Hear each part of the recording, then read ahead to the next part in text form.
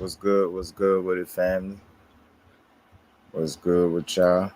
Salute to my TWT family and the JusDueBoxing family. Back with the second live of the day, man.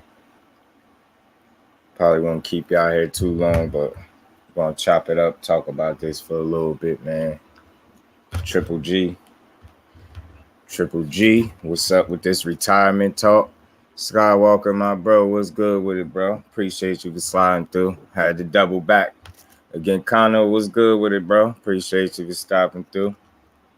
Turn this on, man. I'm gonna turn this camera on in a second. What's good with it, Canelo? I know you're a hard-working man, so I appreciate you stopping through.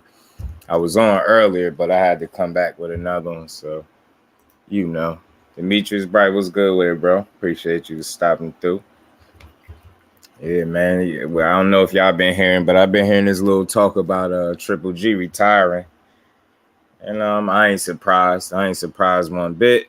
I was just wondering when we was actually gonna start hearing these whispers, but I think here we are now. You fast forward a little bit, and he talking about retirement, and I don't think it's ever good for a fighter to speak on retirement while they still currently fighting, especially before a trilogy fight that he desperately need, and he want to win more than probably any other fight that he had thus far in his career. And then you got the talkative Teofimo Lopez back running his mouth.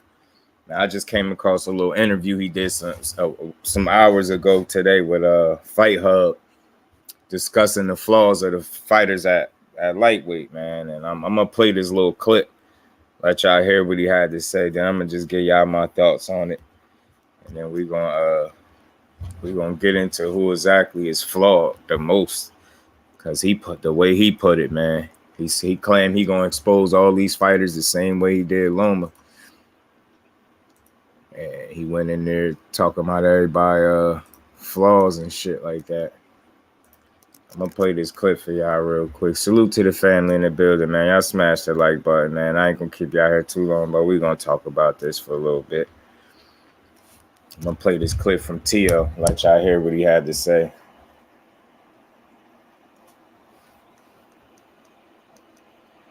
Devin has about like 5-6 flaws. Tank has about like 3-4. Ryan has about fucking 10. It's too many for him. Every time he punches, he puts his chin up. I mean, this. Devin has about like 5-6 flaws. Tank has about like 3-4. Ryan has about fucking 10. It's too many for him. Every time he punches, he puts his chin up. I mean, I'm gonna dissect all these boys when the time comes. That length and that size. Not that size, because physically you're strong. Timing. The height. Timing beats everything. AJ64 was good, bro. Power. Timing even beats ring height. You know what I'm saying? You guys don't really quite know it because y'all not in my sport like that. I mean, y'all watch, but it's different when you're in it. You know what I'm saying? And the whole atmosphere, everything's different. You know, this is 21 years in the game. This ain't my first loss. This is 21 losses in my career. So this, I'm like, this is what's supposed to happen. You know what I'm saying? All these guys are trying to keep their own to be like Floyd to make 100 mil, but you don't make 100 mil trying to keep an old. That was Floyd Mayweather. It worked for Floyd Money Mayweather. It doesn't have to work necessarily for all these other fighters. People want to see excitement. You know what I mean? And because these fighters are all freaking ignorant and they're arrogant. They think that that's the way to get it, you know what I'm saying? But it's great. I'm thankful that I'm going to be the one to show them that you can make all that and more just as long as you stay steady on the foot. Here's what were the other guys' flaws? You mentioned other guys. What's things together? Hey, that's for me to know and for you guys to find out. Like against Lomachenko, who more than counterpuncher, fighting the taller guys now, are you going to have to be the one to aggressor closing the distance or not? The beauty of it is that I work on everything. I work on inside, I work on outside range, I work on southpaw now, I work on orthodox. I'm over here trying to be ambidextrous as much as possible. Working on my craft, bettering it. You know what I'm saying? It's not about like how many things you do, it's about how many times you did it. You know what I'm saying? And that's what makes it the perfect style when you get in there. You know, this is my art. We all got an art, right? We all got a canvas. You guys are going to piece these things together and make it into your own art. Just Oh yeah, man. That's fate. Salute, bro. AJ, salute, Skywalker. Peace to the family, man. Y'all smash the like button. We're gonna talk about this a little bit. I hope y'all was able to hear that clearly, man. That's Teofimo giving his thoughts on the other fighters at lightweight. You know what I'm saying? He said Devin Haney got about 5-6 flaws. Said Tank got 3 or 4 flaws. Ryan got 10. Tank got 3 or 4. Haney got 5 or 6 flaws. But you know, and it's funny. He mentioned Ryan. He said he always got his chin out there in the air, right?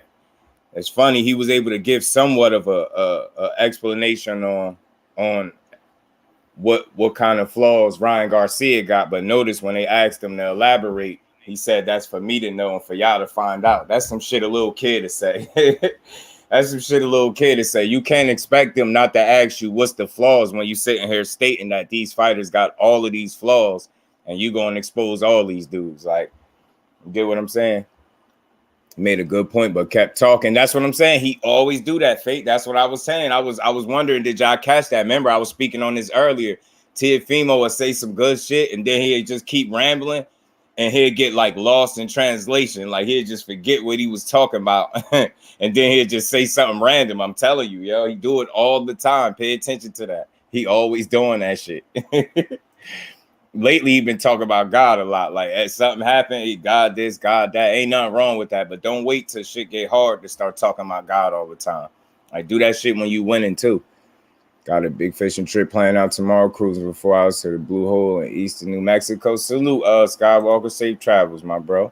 He wrote down like Ryan Garcia, like he's been watching them facts. He keep his chin in the air. He knew that about Ryan. Let Teo fight Subriel Matias. You know they ain't throwing him in there with him. They don't want to give Teo nobody dangerous right now, yo. That's why he fighting Pedro Campa tomorrow night. You know what I'm saying? They not trying to get that boy nobody dangerous. They gotta give Teo 1 sentence limit, yeah, or at least limited to at least 3 to 5 sentences and then cut him short. Don't say nothing else, Teo. You be good. 3 to 5 sentences is his limit. After that, he start babbling, he start talking crazy, start not making sense.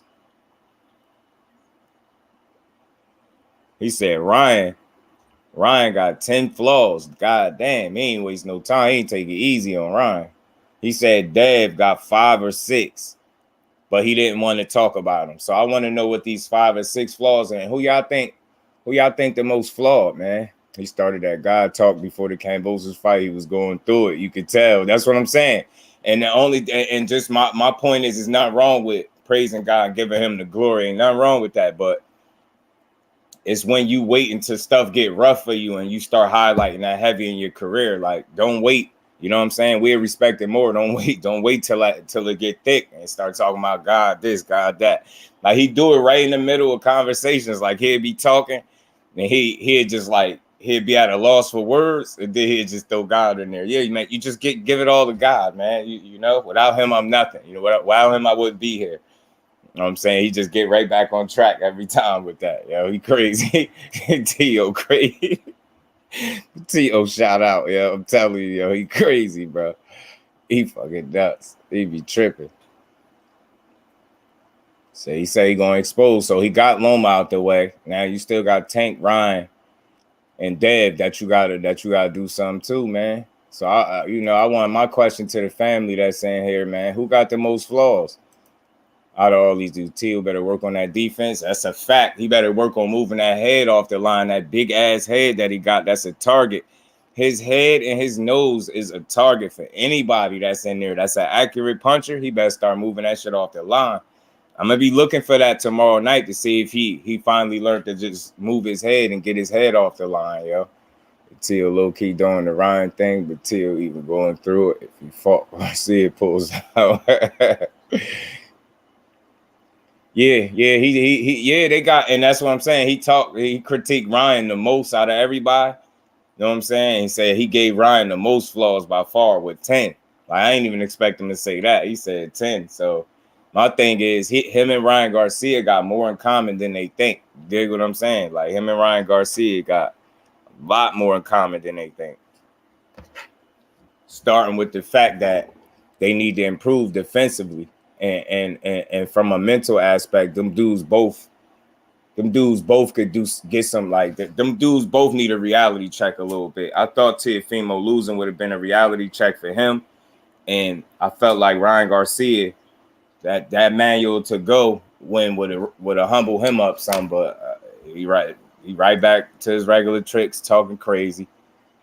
You know what I'm saying? Yeah, they got way more in common than they think. You know what I'm saying? And and one thing I will say, I will agree, all the fighters are flawed because ain't none of them perfect. So that's true. They all got flaws. You know what I'm saying? But I don't think Haney got more flaws than Teofimo. I think Teofimo make more mistakes than Devin Haney. And obviously, if you just look at the numbers, or not even if you're in a numbers guy, if you focus on the fights and you've seen them two fight, you would know Teofimo definitely get hit more than Devin Haney, considerably more than Devin Haney. And that's just one flaw. But, you know, I feel like Devin Haney got better feet than Teo. Teo obviously hit harder. I don't think Teo was faster than Devin Haney. They both got good speed. Dev might be a little faster on the trigger, a little more athletic. You can tell Senior ain't helping him grow as a boxer because that defensive shit, a good coach would have been fixed. And that's a fact. And don't do no shoulder roll. Yo, I'm telling you right now, Teofimo better not go in there tomorrow night and do no shoulder roll, yeah. I don't want to see no shoulder roll, bro. Don't do that. Don't do that shit. Y'all can't do it. I don't understand when our fighters going to learn that just because you are athletic do not mean you should be trying to do the shoulder roll, bro. It takes more than athleticism, obviously, to do the shoulder roll. Like, you got to really practice that shit. And if you're not really going to practice it, don't just be trying that shit on the fly during fight night. That shit look bad. I hate seeing it. Yeah, man. Yeah, man. Yes, just chill. Don't do it, bro. Like, he don't overdo it, but he still do it more than he need to. Just don't do that shit. I hate seeing fighters do that. Every single time, every fighter damn near I could think of outside of Money Mayweather, man. The rest of these dudes, and you got like a James Toney and some like older fighters, shit like that. But these newer dudes, man, they can't do no damn shoulder roll. You see what happened with Andre Berto when he was trying to shoulder roll? Like, that shit don't work, yo. Don't work when you ain't perfected it. You can't just be playing. Like, I know Floyd make that shit look easy, it's cute, it's pretty and all that, and it's not. It look good when you know how to do it. Y'all do it. They able to have some success, pick off a couple shots during the shoulder roll, but ultimately you get touched up, and the shit is supposed to be able to stop you from getting touched up. If you getting touched up more doing it, that should tell you should not be doing that shit. It's not for you. Mayweather was born for it, facts. I mean, use it the whole match. He knew when to use it. Boxers got to understand that that's a fact. They're going to their fate the whole time, bro. Shoulder roll. I'm like getting touched the fuck up, yo. Getting touched up. Like, look at Teo. Look at the rounds when Lomachenko started fighting back.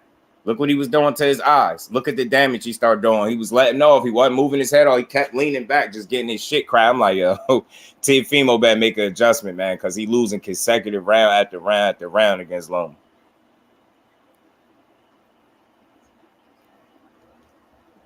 You know what I'm saying? So, you know, like, I'm not knocking him for what he said, but, you know, I'm just staying active, bringing y'all some content, man. You know, I'm one that know how to create content off it. Strictly shit that these fighters say and hold them accountable. Like, so we gonna remember he was saying all this shit about all these fighters being flawed, this and that. He gonna expose all these boys. And okay, all right, bro. It sound good. It sound good. You gonna expose everybody. Like I said, Brian got, 10 flaws. He keep his chin in the air. Know what I'm saying? Tank. I'm surprised he only said 3 or 4 for Tank. Like, you know what I'm saying? I was surprised. That's surprising. Like, and notice that. Let me highlight that for a second. Ryan had 10. Obviously, I felt like he was gonna say him the most anyway. He already beat Loma, so obviously he felt like he got him figured out. He felt like he had beat Ryan.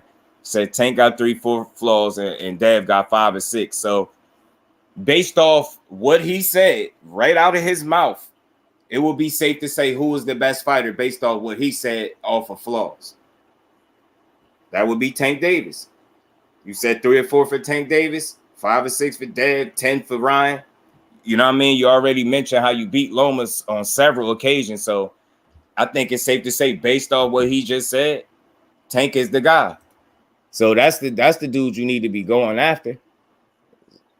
IQ, they don't got it for the Philly shell. Maybe a high guard for Teo. And yeah, I'm glad you brought that up, Fate. I'm glad you brought the word IQ up. Or the letters IQ. You know what I'm saying? But did y'all hear him say timing beats IQ too? Now look, I'm gonna say this right off the bat. I'm not no boxer, I'm not no trainer, none of that shit. But I've heard a lot of things. Like I've heard timing beats speed and offsets rhythm and all that type of stuff. But I ain't never heard nobody say timing beats IQ. Like it's just like I never heard that until it came out his mouth. I'm telling you, he will say a bunch of reasonable things or some reasonable things, some solid stuff, 1 or 2 solid things. Then he'll follow it up with mad dumb shit. Like, and that's how you know, like these fighters, they still come with a certain amount of arrogance and pride to the point where it's stopping them. That arrogance and pride that these fighters be having is what be stopping them from being great. Teofimo, you can tell you slighting them, but in reality, you know these fighters are better than what you giving them credit for. You can tell by the way he speak. You get what I'm saying? He'll say smart shit and then say some dumb shit.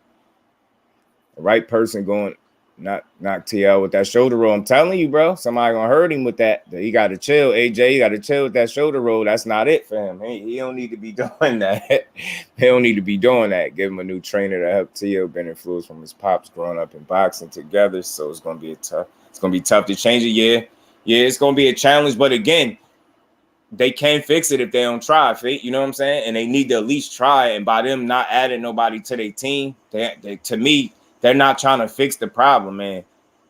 And it also, you know what's something that might hinder him moving forward, despite anything he trying to say?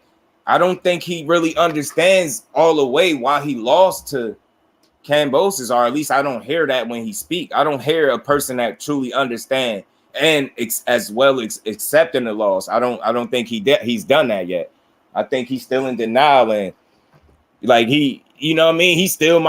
He really still might think that he won 11 rounds to 2. That's the crazy thing with Teofimo. He really got to ask himself that question, bro. I box and IQ makes time, and I don't know what he talking about. Exactly, Fate. This is where I'm going. Like, I ain't all my years of boxing. I've been watching this sport. I ain't never heard nobody say timing beat IQ. Like, god damn, ain't IQ part of just ring intelligence? Like, bro, which would never mind, man. Y'all get it though. He bogus, man. Timing beats IQ. Shut up. That's a classic example of him just trying to be way too smart for his own good. That's exactly what that is. Tank will put him in the dirt. Facts. And in my Spence voice, put his ass in the dirt, because he gonna put him in the dirt. Mouse Charger salute. Appreciate you for stopping through. How you feeling? Yeah, man. Yeah, man. So again, man, Teofimo back talking again. This is talking Teo. You know how they got the talking time for the kids? That's talking Teo. When he be going on them little rants and them interviews and stuff, doing all that talking, talking Teo. You know what I'm saying? He just say any damn thing. Anything that come to his mind, he just say it. IQ makes you calculate your time. And he just talk sometimes. That's what I'm saying. And it's funny. He really need to look into getting a PR guy or something, man. I'm trying to tell you, like, he could use some PR training, bro. He don't know how to answer questions well. You know what I'm saying? Teo got to work on that mental. That's what it's all about with me. Like, as a fighter, he got a high ceiling, and he still, you know what I mean? He still got the potential to, you know what I mean, to do some great things in the sport. He's very young, 25 years old, just the one loss. It was a split decision loss. He did knock the dude down. He came on late. It's something like, but he has to show that he's learned from that. And part of learning from it is understanding why you lost. If you can understand why you lost, then maybe you could accept why you lost, which would then turn that loss into a lesson. But if you're unable to do that and come to terms with reality, come to grips with the fact that you fought the wrong kind of fight, you was emotional, and why this dude beat you, if you can't figure that out and be real with yourself, I think he always gonna hinder himself as a fighter. Like, he got to be able to be real with himself, and that's just part of being a man.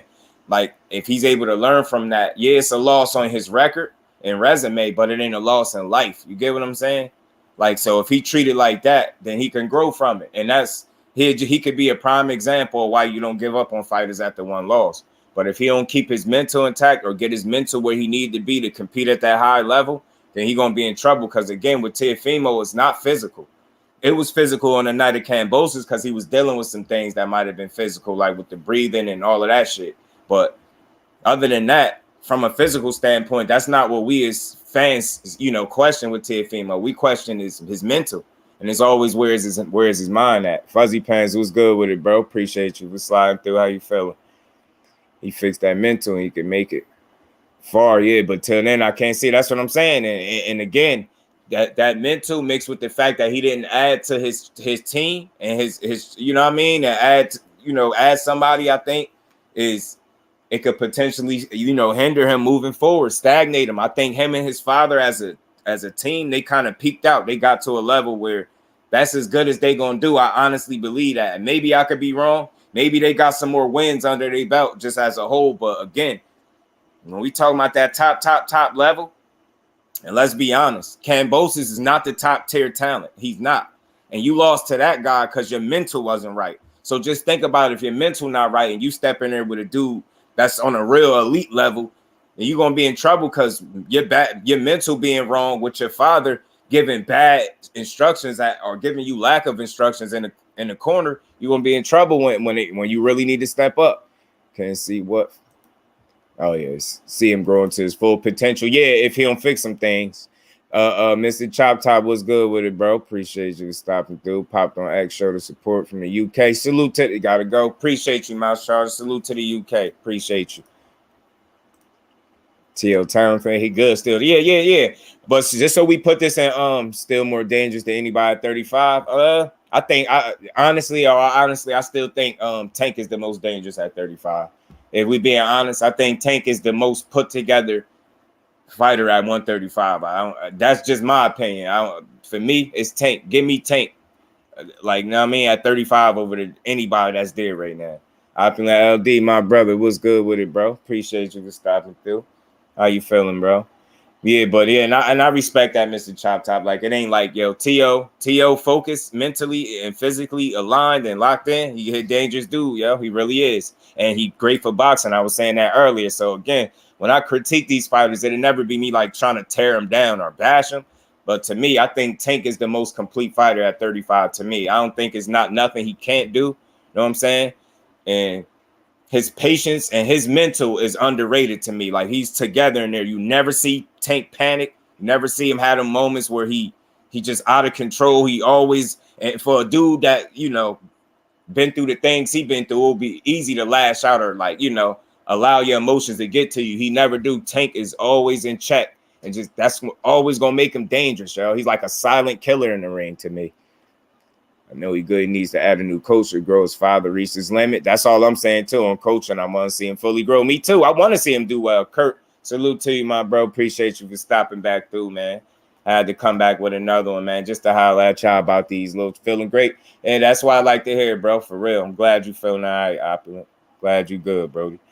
Yeah, no doubt. Take it back. Take it. And so is Tio. Like I said, focus. Like, I'd rather use my voice to lift the sport of boxing. Like, I oftentimes, even with me getting on T.O. now, again, notice it ain't really about him as the fighter. It's what he be saying. I really analyze what fighters be saying because I think through these interviews, you can learn a lot about these fighters. That's why I kind of bring these things to y'all's content. Like somebody said, what is that to talk about? But it is, if you think about it, it's always a good conversation because, again, he's speaking on the flaws of the fighters at 35 and, with Ryan being at 40 now, but he's still speaking on, Dev, Tank, Ryan, you know what I mean? Saying how flawed they are. He's going to expose all of them in due time. That's his kind of energy, you know what I'm saying? But at the same time, he's saying he want Josh Taylor, you know what I mean? Next, he thinking about like a Regis Prograis type deal. So all these fights, I would love to see all of these dudes entertain any of these fights. And I just hope as fans, we all get the fights we deserve and we want. Like, we want to see the best fight and the best because we know we got some real talent in boxing and these fights would be fun. And not to sound like a cliche, but it's to the point, man, if these dudes really start mixing it up with each other, there's no loser in boxing. Everybody win. It's going to be money to be made, big fights to be made, belts to be had, legacy to be grabbed. You get what I'm saying? It's a lot. It's a lot that these dudes could do right now in the sport of boxing.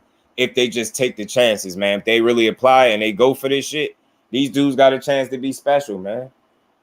It's a lot of special talent in boxing, man. And we don't, like I said in the previous live, if we don't allow politics, ducking and bad business to run the sport, then we gonna get the fights we need. Frank Martin versus Teal would have been a good one. Hell yeah. Frank Martin versus anybody, yo. I'm telling you. And you know what's funny, Fate? Frank Martin picked up boxing at like 18, bro. And look at him already. Already, he got about the same many fights as Teal. You see what I'm saying? Already. And that might sound like a crazy matchup right now, but I know he just moved to 140. But if he was still at 35, that's not as crazy as what people think. Especially when you fought at Cambosis. Imagine Frank Martin and Cambosis fight. He had dog Cambosis. I was hoping you came back with another one. Just enjoy your lives. I appreciate that, bro. Anytime the family wanted, man, I'm coming through. I had to come back with another one. Miss Joette, salute, Queen. Appreciate you for stopping through. How you feeling? Yeah, man, I had to come back with another one. Yeah, I just heard, I had watched this. And that's why I'm always, even when I ain't on here or on somebody's panel, I'm just keeping up to see what the hell be going on in boxing. And I ain't on the scene with these fighters as much as these fight hubs and fight hypes, but I get their interview, watch it, and I create right off of that, just like I was there. Like, I don't really need to be there to be able to create the content. They just gonna ask the questions. They don't, the way they run the platform, they just ask the questions, let the fighters say whatever they want to say. Don't hold their feet to the fire, don't hold them accountable. Don't really dissect none of the shit we saying. That's what I'm here for. Like I said, some of the stuff he said in there, as far as these fighters are flawed, that would be true. They all are flawed. But when he started naming a number of flaws, I think he was a little bit wild with that. I don't even know if Ryan Garcia got 10 flaws. I don't know if I see 10 on him. I could name a few like detrimental flaws that could be detrimental for him moving forward, but I don't know if he got 10. He said dead 5 or 6. I was surprised. Tank 3 or 4. That surprised me too. So he indirectly saying Tank the best. Tank got the least flaws, so that would make him the best. Facts. Right after he joined boxing because he lost the scholarship he wanted to be an athlete. Facts. And turned out boxing was his calling. Facts. And he ran into Derek James and man down. How dope is that? How dope is that? Spence got a real fighter on his hands, man. He got a real fighter in Frank Martin, man. And you could tell he the goods already because he already getting put in that space where people gonna be overly critical of his performances. And what I mean by that is like you have a little bit of success on him already. They treating it like he damn near lost the fight. You get what I'm saying? He fought Jackson Marinez and people treated that shit like that shit was ultra competitive. It was competitive, but people got to start taking into account like height and reach and things of that nature. Like, you get what I'm saying? Like, you got to give a man a time frame to be able to adjust and get his shit right. And that's what it took. And you seen once he got his shit right against Jackson Marinez, he started landing the shots he wanted, got the results he wanted. He dropped them and then stopped him soon after. Got his ass up out of there. But that's what space he in already, being with EJ and being a man down promotions fighter. He in that space where people gonna be critiquing him heavily, man. They gonna be on his ass. Like everything he do, any success any fighter have, they gonna magnify it a little bit come post fight time. That's just what it is. Instead of giving that man his credit, they're gonna find something to hate on Martin. Yeah, he not even talking shit. He just really want to fight the top guys, and he ain't full of BS. This is what I'm saying, bro. And you got to appreciate that energy. That's what you embrace. You embrace and support and salute that energy. You respect that energy, man. You want that. You want fighters to be on it like Frank Martin. It's a breath of fresh air. Like he talked just enough. You get what I'm saying? He could be a little quiet, but he talked just enough. He gonna speak his mind, man. You ask Frank Martin a question, you gonna get a good answer, man. He seemed to have a good head on his shoulders, like he's a smart dude and all that. And I like him already. And I like the way he speak. I like his focus. I like the fact that he was Spence. And I like the fact that Derek James is his trainer, man. So we could definitely expect to continue to see more from Frank Martin. Because it's only for so long that he ain't going to be a major player if he keep winning. You know what I'm saying? Like, them big fights is to be made. It's a lot of fights. Like, just think about him at the top with the Ryan Garcia, the Tank, Haney. You know what I mean? At 35. Who knows if he stays at 35 forever, too? You get what I'm saying? He carry enough muscle up on him. Some of these dudes' biggest problem is gonna be like height and reach if they decide to go up a weight class. And that's what I be telling people about Tank that I think they don't be able to understand. Like I ain't scared for Tank to go to no 140 and just compete there at like full time on some shit. But I tell people I feel like I understand why he didn't choose that as a division to stay in, and he probably felt more comfortable at 35. You get up there to 40, those dudes get a lot taller and longer. Just think, like, you know, Mario Barrios is like 5'10" and a half or some shit. That's close as hell to 6 feet. Josh Taylor is like a 5'10" dude too.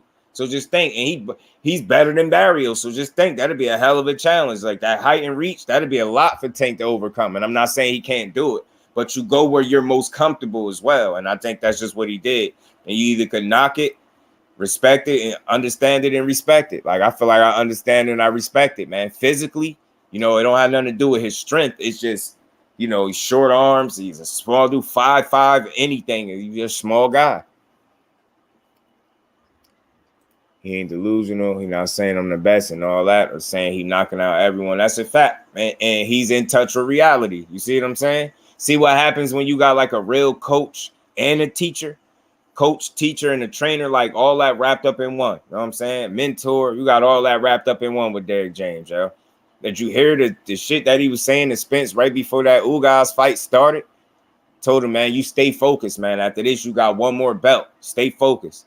Then after he won the belt, he told him, right after he won the belt, he went in his ear again, whispered, don't lose focus, man. You stay focused. The job ain't done yet. Like, you gotta love Derrick James, man. He a different dude, man. He a different dude. Two of my favorite trainers right off the bat is Derrick James and Calvin Ford. And again, I always say Calvin Ford because Blue just interviewed him again and again in that little ass clip. He got emotional talking about Tank. At the drop of a hat, that man could be talking about Tank and just get emotional out of nowhere. That's how much he loved Tank, man. That shit is a dope thing, man, to see that.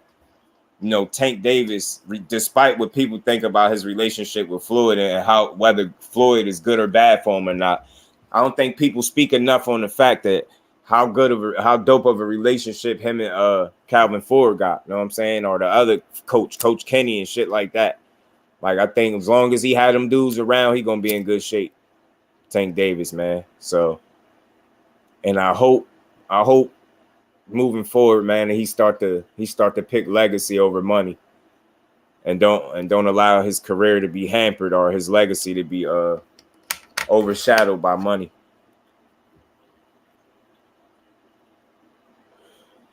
But yeah, man. So yeah, I had to chop it up with y'all about that. Teofimo claim Ryan got 10 flaws, which I do believe out of all of them, he got the most flaws. He said Devin Haney 5 or 6 and Tank 3 or 4, which would, to me, in my mind, indirectly, whether he know it or not, he just said Tank is the best out of all of them, aside from himself. I want to know how many flaws he think he got as a fighter, because I know he real enough at least to say he know he got flaws as well. Fury retired, is he?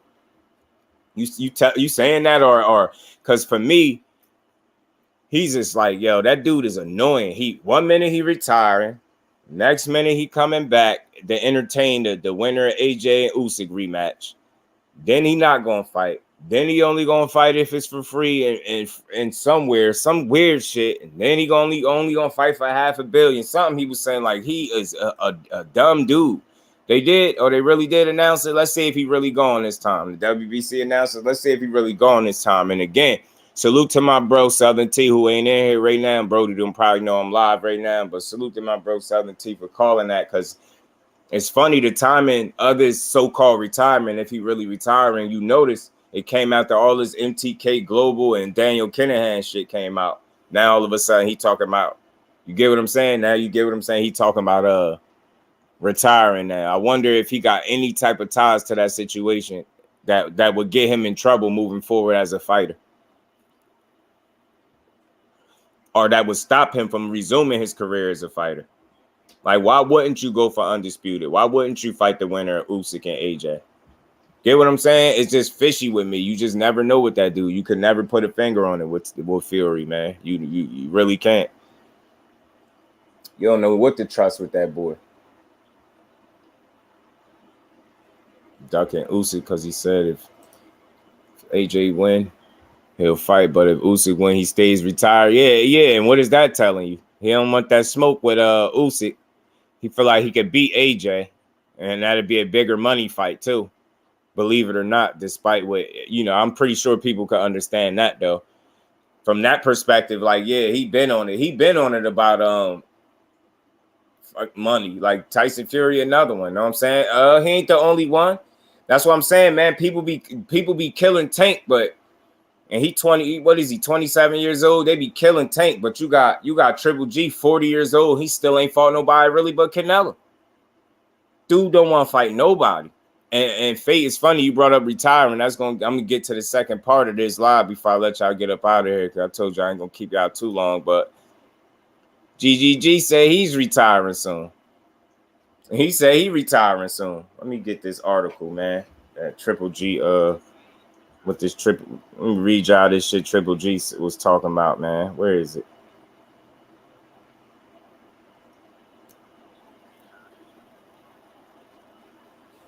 Triple G said he's retiring soon, and that's not a good look. When you got the biggest fight of your career and you just really need a win, and you even mention the word retiring. Oh yeah, Fate, you ain't see the thumbnail? I thought I'd be trying to make the thumbnail so y'all could see him, so people could really know what this should be about. Yeah, GGG said he's retiring soon. I'm gonna read you what he said. Right?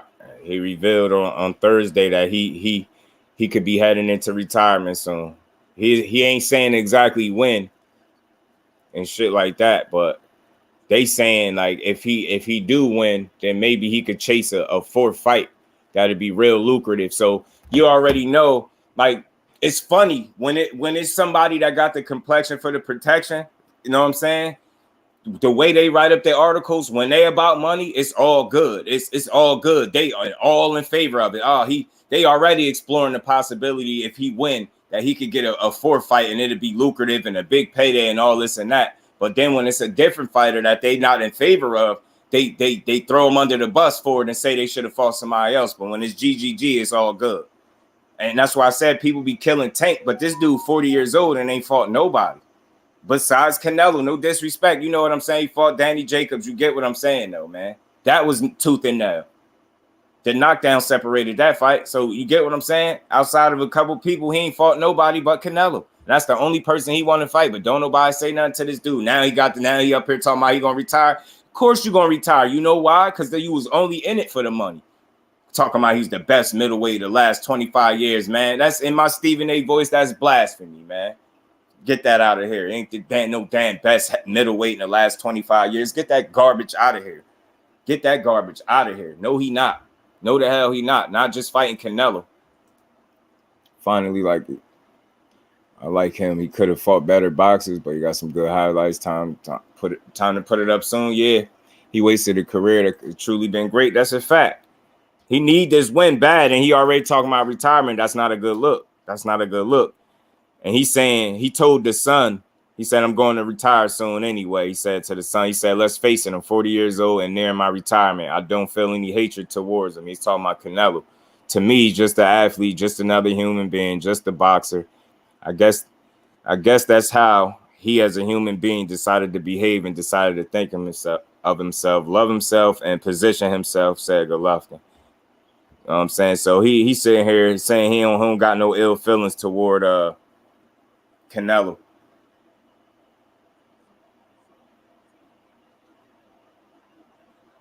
And he's saying the reason Canelo probably going at him like that is probably because of the fame that Canelo got. So now that's why he's talking crazy. I don't like that. He mentioned that he could have waited. That's what I'm saying. And even if it's on your mind, it's just not something that you need people to hear. Now going into the fight, I'm already looking for you to lose, bro, because you got 1 foot in, 1 foot out. You already talking about retirement, so it makes me think that you clearly just taking this fight for the money. Clearly. Like it been stopped being about legacy. And you know what's weird about this with Canelo? I mean, with Triple G? Excuse me. The fact that he's fighting Canelo for the third time, he could kind of cover that up and call that legacy because Canelo was deemed a great fighter by most or by many. You get what I'm saying? So it's like he could he could say, yo, I'm fighting Canelo again. Like, who am I supposed to fight? I'm fighting one of the best. Like, miss me, man. Miss me with that, yo. It was other people you could have fought. You ain't have to fight no Murata. You know what I'm saying? You fought a dude with like 18 fights in your last fight. Get the hell out of here with that.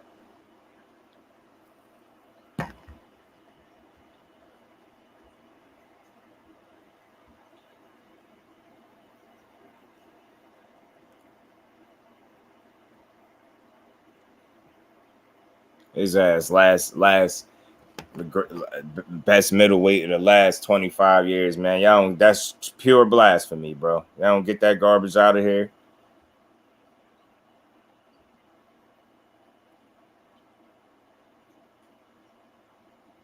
And just while we was speaking on True Boxing, I know he ain't all that. Yeah, he just had that power. He had that power. He damn sure has some real power. He still got that power, and he's a solid fighter. He is a silver medalist. I ain't gonna say he's trash, but I just what I'm saying with Golovkin, he didn't challenge himself accordingly to me. And he was cool with that. You didn't want none of Andre Ward. Like, just think about the people that he could have fought if he truly was chasing greatness. For the bulk of his career, it's safe to say, yo, they was padding the hell out that knockout streak. Remember that KO streak, like 25 knockout, whatever it was? They was padding the hell out of that. They was pushing that bad. Remember HBO was still up and running? They was pushing the hell out of that KO streak from Golovkin. Who broke the KO streak? Was it Danny Jacobs? I think Jacobs had broke his KO streak. At that point, man, them shits, he still got some knockouts, but them shits, when it's like when you step in there, you step up in level, you don't get the knockout. That's what I noticed with him. You know what I'm saying? So again, he got real power, and I don't think it's his power that you can question. He has skill, but then again, maybe you could say how much power or how much skill, because when you look at the top level fighters that he fought, he ain't knock him out. He ain't knock Canelo out. He ain't come close. He ain't knock Danny Jacobs out. He knocked him down. He ain't come close to knocking him out, though. You know what I'm saying? Maybe one of the entertaining fighters, but the best, I don't know. Facts. He was entertaining them knockouts because, knockouts sell, no doubt. We understand knockouts, so we ain't mad at it, but we just mad at the lack of challenging yourself, knowing that you could have fought a lot of people. Like, not too many people could say they could have fought Andre Ward and Canelo. You get what I'm saying? He could have had both of them, Andre Ward, Danny Jacobs, Canelo. You know what I'm saying? Charlo. Like, you get what I'm saying? It's people he could have fought. Like, this dude just don't be wanting to fight nobody. Demetrius Andre. Come on, man. You know how much respect you'll have? Like, you already got a lot of respect for what you know what I mean? He deserved respect, but I'm just saying he could have challenged himself more. But yeah, man, he's saying after this fight, and like I said, salute to my bro T for saying this, because he said this a while back. Said that dude just want that Canelo fight, and he probably going, get his bag and go. You know what I'm saying? And my question to y'all is, do y'all think he retire if he lose? You know what I'm saying? He might, man. He might call it a career, man. If he lose his trilogy to Canelo, I don't know where he goes from here. You get what I'm saying? Because if he could have had Boo Boo, Charlo, Ward, Canelo, Danny. You get what I'm saying? Danny Jacobs. Now we getting somewhere. Now we could talk about being one of the best. You get what I'm saying? Look at all the and don't give me no shit. He could have had every last one of them names on his resume. Win, lose, or draw, he could have fought him. And again, it's not just your wins that determine if you are great, man. It's who you fought. Losses can make you great as well, man. Some people be great in defeat, man. Perfect example, a more recent example of that, Pitbull Cruz. He lost with that. He walked out of there more of a winner than he was before the fight. And he fucking lost. So again, it's not just your record and you not losing that makes you great. It's your losses. You can be great in defeat as well. It's a such thing of that. I know it ain't no moral victory, but it ain't got to be one. You could be great in defeat by challenging the right people. And we could look up your resume and say, yo, he fought Danny Jacobs, Canelo, Charlo, Boo Boo, Andre Ward, Canelo. Like, come on, man. Now we talking about something. Would have been a solid fate, man. That shit would have been a great resume. No lie. You got Charlo, Boo Boo, know what I'm saying, and Ward and Canelo on your resume. with Danny Jacobs, that's a great resume right there. That's a great. Now we talking. Now we could talk. Now when we talking about great middleweights of this era, now we can start having that conversation and bring Golovkin into it, and it don't sound like blasphemy. But other than that, miss me with all that one of the greatest middleweights in the last 25 years. Like HBO, that HBO banter. That was them pushing that narrative and shit down people's throat. And that shit ain't true.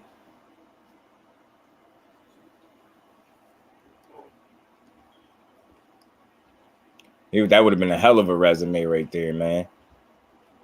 And then why I say that, because you wouldn't be able to name two fighters that got all them fighters on their resume. You get what I'm saying, Fate? You wouldn't be able to name two fighters that had all them dudes on their resume. T20 was good with it, my bro. Appreciate you sliding through. How you feeling? The difference in the audience, people in Kazakhstan just support the fighter, meanwhile not caring who GGG fights. As long as you get KOs, that man, you bring up a good point, bro. You bring up a good point. And then again, we not knocking them for that, because they countrymen, they want their countrymen to just go out there, win, get knockouts, look impressive doing it, and it's cool. But GGG is the one that's supposed to care. You know what I'm saying? And get the people more for their buck, more bang for their buck. You always talking about a big drama show. GGG and Jamal Charlo, big drama show. You know what I'm saying? You know what I'm saying? It's straight like that. Big GGG and Andre Ward would have been a drama show. Ward would have took his ass to school. It would have been a schooling show, but you know what I'm saying? And without getting stopped, would have been great. Facts, bro. Facts, because his chin is solid. Facts. Americans are fans of the sport, and we want the fighter to show how good they are. Yes, yeah. You know what? I think for that reason, that makes us great fans. But at the same time, we could be very, very tough critics at the same time. You get what I'm saying? With that, like with American fans, because we hold our fighters' feet to the flames. Like we want to see what you really got before we go bragging on you. Get what I'm saying? Whereas like these overseas guys, like, and no, it's salute to the UK, but they support their fighter regardless of who they fight. And I don't necessarily think that's a bad thing, but they don't necessarily have a push or a want or a willingness for their fighter as a majority to be in there with the absolute best fights. They don't care if they just keep fighting people they could beat. Mike Kirkland was good with it, my bro. Appreciate you sliding through. How you feeling? GGG won last fight to me. And Monica, salute Queen. Appreciate you for stopping through. How you feeling? You think Mike Kirkland, you think he won the second fight against Canelo? For me, Mike, I always thought Canelo lost the first fight. And I'm going to tell you why.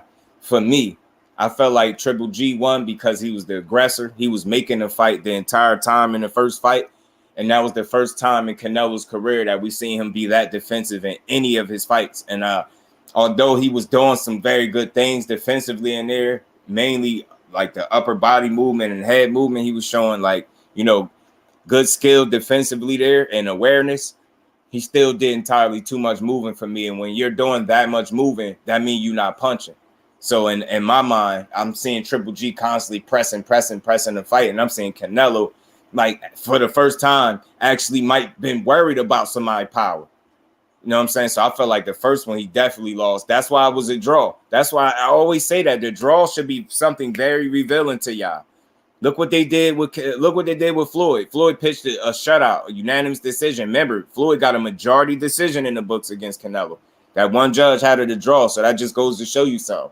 When that man lose, that's how they're going to cover that up, draw. Like, that's a way to cover it up. In the second fight, I felt like he was more aggressive, and appreciate you, Monica. And I felt like he was more aggressive in the second fight, and he said, "The hell with Triple G power, I'm going to just take the fight to him." And I thought that was very impressive, and he did more damage to Triple G in the second fight than he did in the first, but I still felt like it was close. It was close. It wasn't no whitewash and none of that. They was going at it. He just, like, he got to Triple G body a little bit earlier in that second fight, and it paid dividends down the stretch. It looked like Triple G might have slowed down just a bit too much for my liking down the stretch, and I think it was a result of all that body work that Triple G was doing. I mean, that all that body work Canelo was doing early and like pressing the fight, like, and Had he done that the first time, he might have would have pulled off a win then, but nah, he was so defensive and moving so much. I'm like, oh, okay. So we really could have called based on Canelo's logic and his explanation of a runner.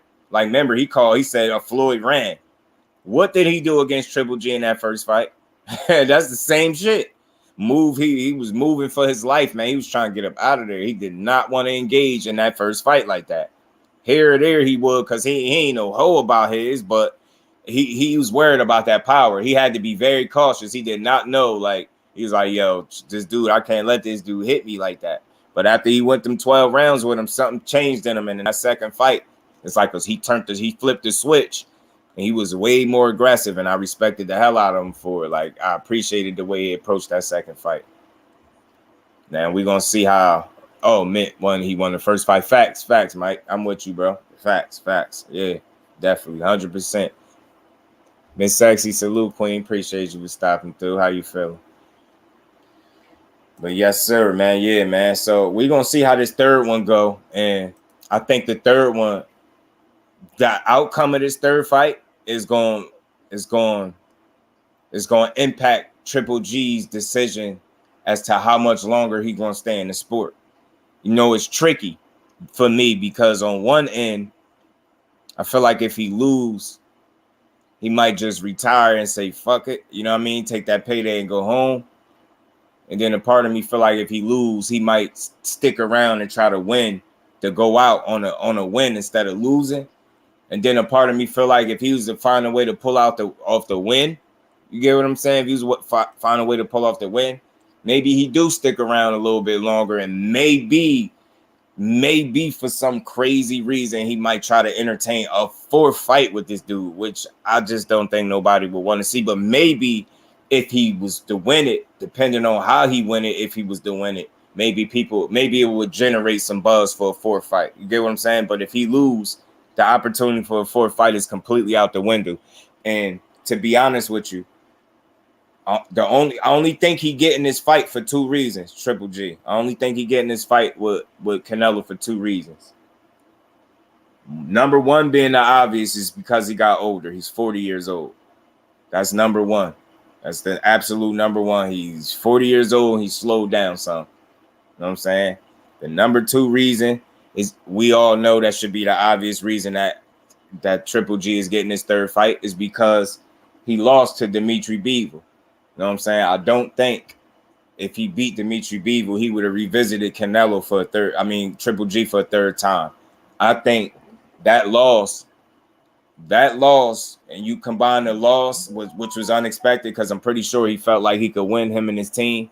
But that loss combined with the fact that Triple G is also slowing down, then he know Triple G is still waiting in the win. And there's no fight Triple G wanted more than this one right here. It's perfect. It's easy for Canelo. Let me go visit this. I already beat him the second time. Like, arguably the first time, Canelo probably got it in his head. So it's like he like, you know what I mean? Ain't no big deal with me going back. If I fight Golovkin, it's still a respectable fight. You get what I'm saying? Skills from New Orleans, Mr. New Orleans in the flesh. What's good with it, my bro? What's good with you? Appreciate you for sliding through. How you feeling, bro? Yeah, I had to double back. Appreciate y'all coming back to kick it with me one more time. I told y'all I was coming back. I had to make sure I stuck to my word, especially when I seen this little tidbit of news, and it's recent. You know what I'm saying? This article is from today, so, and I just don't like the tempo and the energy of the stuff that Triple G is saying. Like, you already speaking about retirement and what's the biggest fight of your career right now. So you could ill afford to have one foot out, one foot in with Canelo. You already lost in the second fight. You didn't get the nod in the first one, which you should have. So they damn sure ain't gonna do you no favors the third time around. So if Triple G want this fight, if he really want to win, he gonna have to take it. And I hope he come in and fight with a full gas tank. I hope he come in there with a full tank of gas, man. Because if he don't, he's going to be in trouble. Because how I see this fight possibly playing out, I know Canelo is going to focus on his body again. I'm telling you, because he slowed down some. I seen Murata had some success to the body when they fought. And he looked like he hurt Triple G a couple times with some body shots. And Triple G definitely ain't like him. And Canelo is a better puncher, harder puncher, and better body puncher than Murata for sure. So he gonna dig to the body, man. Josh was good with it, my bro. Appreciate you for stopping back through. You know, I had to run back, do this one more time with the family, man. Had to talk about this Teofimo. I was cooking on Teofimo, how he's still doing all this talking. That's talking Teo. That's what I call him. That talkative version of Teofimo, that's talking Teo. Like how they got talking time for the kids, talking Teo. I played a little clip where he was saying how, you know, Ryan Garcia got 10 flaws. He said Devin Haney got 5 or 6. And he said Tank got 3 or 4, and he going to expose all these dudes. And I just can't wait to see him do it. You know what I'm saying? So I said I call him Talking Teo at this point. Damn good question. I'm going to steal that one. What's that, Monica? GGG versus Canelo, the Golden Girls. For real, man. And with Canelo, and it's like, they both, it's weird because at this current stage they both need each other. This is the weird part. And you know what's funny, if Triple G would have probably got the nod in the first fight, it probably would have been no need for this third one. Then maybe again, maybe, you know what I'm saying? But Canelo is lucky that Triple G wants this fight bad, or more than he do probably. You get what I'm saying? Because of how the 2 already went. He got a draw and then a loss. He don't want to go out on that loss. So he's lucky, because if Triple G would have said no to this third fight, who the hell would Canelo have a fault right now? Who the hell would he have a fault right now? Right now, who would this dude would have gotten in the ring with? Who? Right, he talk, but he ain't walking as much as he talking facts. He doing a lot of talking. He doing a lot of talking, man. Teo doing a ton of talking, man. So I said, look, he better focus on this fight tomorrow night, because he can ill afford to go in there and look shitty. He can't do it. Did you read my sister's question? What'd she say? Oh shit, my bad. What was the best 3-peat boxing you saw so far, and why was that? Are you talking about like a trilogy? You know what? You know what, Miss Sexy? A trilogy, and I throw one out there that I seen that I know people probably haven't seen in this chat. And I'll tell all y'all right now, if y'all like boxing, Mike, Josh, all y'all, you know, skills, if y'all didn't see these fights, I urge all y'all to go watch them and check them out. Go watch Israel Vasquez versus Rafael Marquez. They fought 3 times. That was one of the best trilogies I seen. I was highly entertained by that. And I think it was dope because I didn't see the trilogy when it happened live. Like I went back and doing my boxing, you know, just sitting here watching old fights and stuff. I came across that trilogy. Israel Vasquez and Rafael Marquez. That's Marquez brother. That's Juan Manuel Marquez, I think older brother, I believe. Yeah. You saw that one. It was good. Yeah, that trilogy, man, Mike, man, that trilogy. Go. You say, okay. See, my bad. I should have known. I know I ain't the only one that watched boxing heavy in here. I should have known. Y'all seen it. But for anybody that didn't, those were some good fights, man. Yeah, the older brother facts. Those are some real good fights. All 3 of them. Dude really sustained lifetime damage after that fight. Israel Vasquez, he sustained like some type of injury. He damn near lost vision or something in his eye, one of his eyes from that fight or something, like from that trilogy. They went to war. And I don't even want to tell y'all if y'all ain't see it, but go see who got the better of that. I'm telling y'all won't be disappointed if you go watch them 3 fights. Pac-Man versus Marquez was a good one. Facts. And I like that one because they got a 4th one in, and Marquez finally got his just due. Finally got his just due with a knockout. And you know what's funny? Not only did he finish that saga and that series like on a high note, with like that was the best win of the series, of the 4 fights, knocking him down face first. And you know what, I'm mad at myself. I still be kicking myself for that, because I remember when that fight was announced, and I remember the day that it was about, the fight was, you know, the day of the fight. I told myself I'm not even watching it. I don't want to go nowhere to watch it. I'm definitely not, or I'm not watching that fight, because I already know what's going to happen. That was my mentality. I know they're going to do is it's going to be a good ass fight, and they're going to rob Marquez. I remember saying that, right? So I ain't watch it. But I remember waking up in the morning and I knew the first thing to do was go check ESPN for the results. And as my screen loaded slow as hell, I just loaded. It's just crazy because the little picture on the ESPN thing loaded slow. And I just seen Pacquiao laying face down. Man, I was mad instantly. Like, yo, did I really miss this shit? Really missed him put that boy to sleep, man. Yeah, the Wilder, that trilogy, although I hate to see my boy lose, that was a hell of a trilogy. A hell of a trilogy. And I truly think them two, like Deontay Wilder is the only fighter you're going to see put Fury under that type of pressure. And Tyson Fury is the only one that you're going to see do what he did to Deontay Wilder. There's nobody else in boxing. And that's not me being a fan or just being biased or none of that. I truly, in my heart, don't think nobody else in boxing, not one other single fighter, would do to Deontay Wilder what Tyson Fury did and vice versa. Like, I don't think if you know, they saying Fury retiring now, right? So say if he didn't and he had a couple more fights, you would never see him get put through the hell that Wilder put him through in them 3 fights. I don't care what nobody say. Like, they was great for each other, believe it or not. They was great entertainment, great theater, man. The other ones were close, for sure. Salute my boy, salute my bro G5. What's good with it, 5? Appreciate you for stopping back through on another one.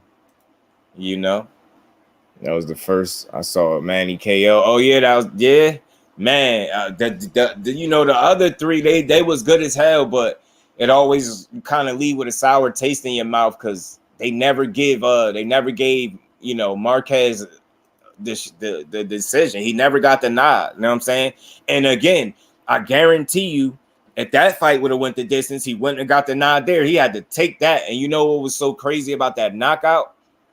It was a clip that came out in sparring where you hear like the ticker go off in sparring, and it was like a countdown. And Marquez threw that counter shot in sparring, that same shot, that same exact sequence that he landed. And when he put Manny to sleep like that, he literally practiced that shit in the gym and executed that shit to perfection. That's why I say all the time, I really be over here preaching, like, you train, you fight how you train, man. You fight how you train. He was practicing that shit in the gym. He executed it, perfected it in the gym. That shit transitioned it over into the biggest fight of his career at the time, which was that 4th fight with Manny. He put his ass to sleep, man. Feel like Fury cheated all of them. Yeah, you know he cheated, Josh. We know what time it is with that guy. Before he got up every time, I respect him for that. Drew Frazier against Foreman. Yeah, that's one thing that right off the bat, I'm glad you made that point because I'm just due. I'm going to always be able to give you a just due, even though he a cheating dude. To get up from them knockdowns and to get up 4 times, yo, was bogus, yo. Like, I always said, what the hell was that dude on? Like, what did he have in him that allow him? Because he said it himself, he was pretty much asleep for a second in that first fight and then rose up like the Undertaker. I'm like, yo, what? Especially in the last fight when he dropped him like that last knockdown, I thought for sure he had him, man. Or even in the first one, when he knocked him down the second time, I thought for sure it was done for him, man. You want to talk about excited? And this dude got up. I said, God damn. I don't know what he was on to get up, yo. I really don't. Different dude, man. Different dude for sure, though. Fury was definitely a different dude, man. He only want to get up, yeah, man. And I think, yo, I truly think, his size really helped him. You know what I'm saying? Kurt was good, my bro. A couple of them times he had extra seconds. Yeah, for sure. We know that. We know. You know, but shit, man, Wilder put that boy through hell, and he needed.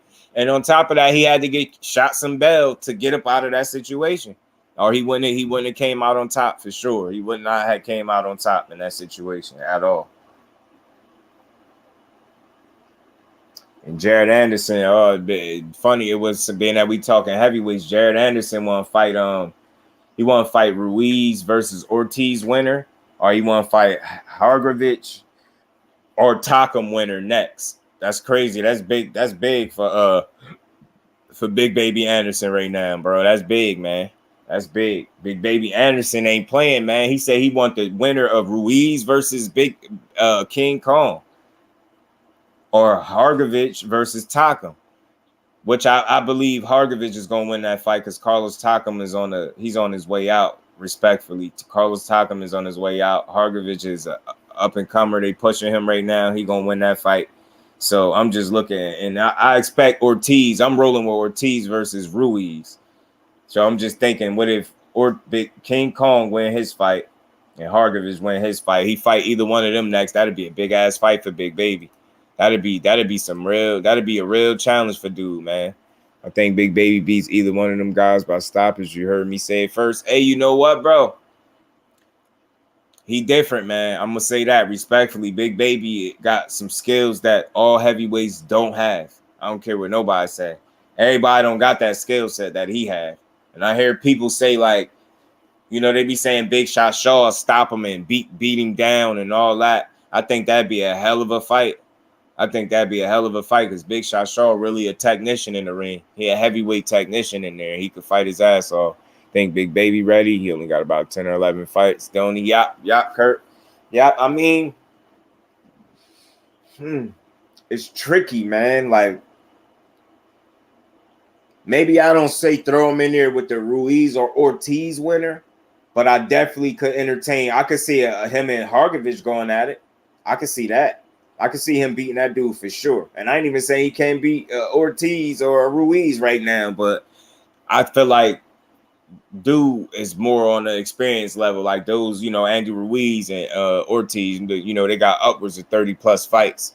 I think it'd be a smarter move to get him in there with somebody, you get what I'm saying, that got at least around the same amount of experience as him, just to see where he at and not feel like you rushed him. But if he say he's ready, I'm not no advocate of stopping nobody that say he ready. If that's the smoke that he calling for, then hey, right now, if he, you know, I like when young fighters become the smoke instead of, you know what I mean, the smoke having to come to them. Like if he's being the smoke right now, talking like that. So I like what he talking. Let's just see let's see what they got planned next for Big Baby. Ortiz versus Ruiz. What's the keys to victory for both fighters? For Ortiz, man, he can't. He got to be very hopeful that Father Time ain't working against him in overtime come fight night. You know what I'm saying? Because he did look a little shaky against Charles Martin in his fight, even though he did pull out the knockout. He looked a little shaky. Ortiz just got to be Ortiz, man. Like but he can't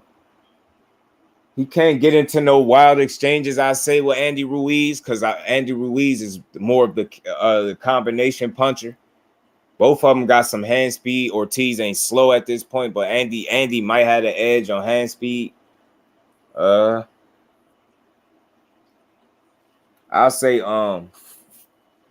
Ruiz will have to close the distance to get his work off, because I think Ortiz is the better boxer for sure. You know what I'm saying? He's more the technical fighter. I think if Ruiz want to win, he gonna have to force King Kong into Ortiz. He gonna have to force him into them exchanges, or he gonna have to take away that left hand too from King Kong. Because if King Kong land that left on him, man, he could put Ruiz ass out. And he got dropped by Ruiz. Although Ortiz was a little shaky against Charles Martin, Ruiz was shaky against what's his name? Chris Arreola, and got dropped by him. He did get up and win the fight. You know what I'm saying? Respect to him, but he looked shaky. So he got to be on point too. And he did look like he lost a lot of weight. So I'm interested to see how the weight affect Andy Ruiz, whether it be good or bad for him, because he did look like he trimmed down a lot. And I hope it's all natural. No slight or shade to him. I hope it's all natural. But yeah, King Kong got the better jab. He got to establish that jab, get that left hand off, drop them body shots in there. As he drop them, he got to control the distance and the range. Whereas Ortiz got to be able to cut the distance, get his shots off, and he got to throw in combination how he always do and try to catch the older Ortiz with something and get him up out of there. You know what I'm saying? If Ortiz, I feel like if it's a chess match, if that's the pace of the fight, a chess match, that favors Ortiz. Ruiz got to kind of push the pace and push the issue, I feel like. And if he's not able to do that, he's going to lose. Big Baby is like a heavyweight Shakur Stevenson with power. Yo, I'm telling you, right? A technician in there, bro. But Big Shot Shaw is definitely a technician that I like too. He's very schooled in there, man, and solid, man. He pick his shots well. He's patient.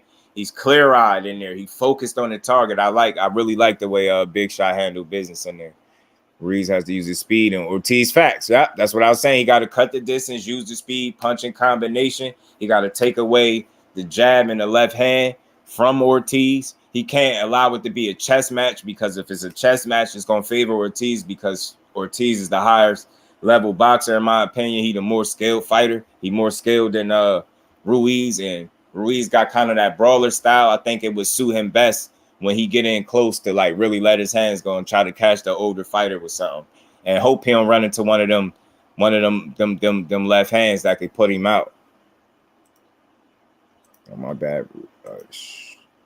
Catching my guy Ortiz winning my stoppage or unanimous decision. I was saying that too. I'm running with Ortiz too. Wilder ruined Ortiz's chin. Thought Ortiz was going to win both fights against Wilder. Yeah, he tried, man. He tried, Mike. He tried, man. Wilder just got melatonin, man. He got that vibranium in his hand natural. That shit ain't fair. Ashley's Corner, salute, Queen. Appreciate you for stopping back through. You know what I'm saying? Appreciate you. Ortiz got more power than Ruiz. I think so, too.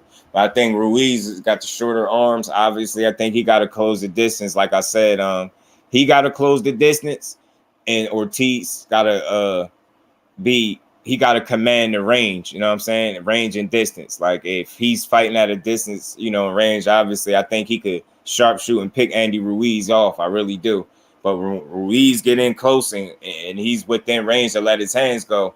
He's not shy letting them hands go. And if he can force Ortiz into some of them exchanges, because I believe he's the better combination puncher, just because that's more, that suits his style more, attacking that way in combination. Ortiz, you know, he plays his shots in combination where, you know, he don't throw flurries, so to speak, whereas Andy Ruiz will throw flurries, but they'll have some heat on them bitches. So he got to be careful and not get lured into them exchanges with Andy Ruiz, because I think that's where he's vulnerable. If he allow Andy Ruiz to draw him into them exchanges, especially early, like he got to come out and establish his jab early, control his distance and range, have his feet set. Hopefully, he got to have his legs up under him, man. I think it's important for Ortiz to work up a sweat before he get into that ring, because at his age, advanced age, and being a little up there in age and being, you know, in some fights where you gotten dropped, I think it would serve him best to really loosen up in that back room to avoid coming out there getting caught cold by Andy Ruiz, and vice versa for Andy as well. So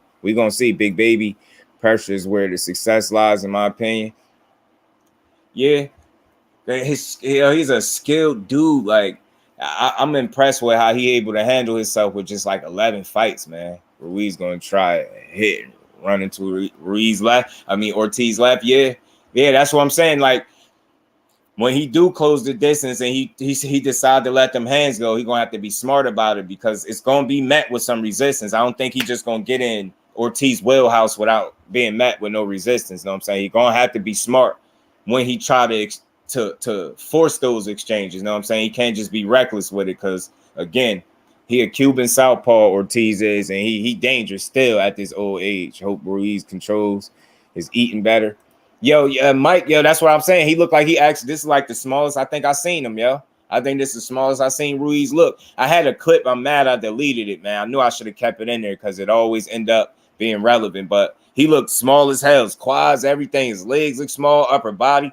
I just kept saying I hope it's natural, and that's not no shade on it. I just hope it's natural. Ortiz gonna stop Ruiz. I could see that, Ash. That's 100%. I could see that. I'm telling you, I could see that. Ruiz been a little inactive. He only fought once since AJ, and that fight was over a year ago. Do you think that would be a factor? Potentially, yeah. And that was against Chris Arreola, and he got dropped. He didn't look that good. He got up off the deck. He did win, but he didn't look that good. And I felt like he should have won that fight against Arreola more convincingly. And that showed me something. The success Arreola was able to have in that fight and how he dropped him. He hit harder than Ortiz hit harder. He punched harder. He's a sharper puncher. He places punches better. You know what I'm saying? He's faster to me. Like, he's a sharpshooter, like a heavyweight Cuban southpaw sharpshooter with power. A southpaw. Like, he's dangerous. So that very well could be a factor. You know what I'm saying? That could be. But I'm telling you, Ortiz want to make sure he work up a sweat in that back room. No funny shit. Like loosen up for real. Do not go out there and get caught. I don't know when fighters stop doing this, but I don't know if y'all noticed this trend, and I don't know if I'm making too much out of it, but fighters be getting in that ring dry as hell now. Like, the only thing they be having a bunch of, grease on the face, but dudes don't be like lathered up, like loosened up. Like, they be dry as hell. Some of these dudes really be getting caught cold and knocked out. I do not want to see that for Ortiz. I swear, I truly hope he spent a few minutes before he walked in that ring, like loosening up for real. I really do. Ortiz got fuck you at the end of his punches. That's a fact, Jossie. It's a fact he do. I believe Big Baby has a lot of skills, though. His hand speed for that weight class is a whole nother problem. Facts. And the defense, he got some defense. Like, and he fight with some flavor with him. Know what I'm saying? He fight with some flavor for a heavyweight. I like it. I like what I see when I see him fight.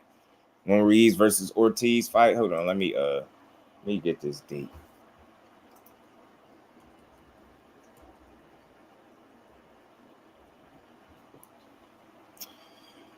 I forgot the date on it. I'm gonna get it.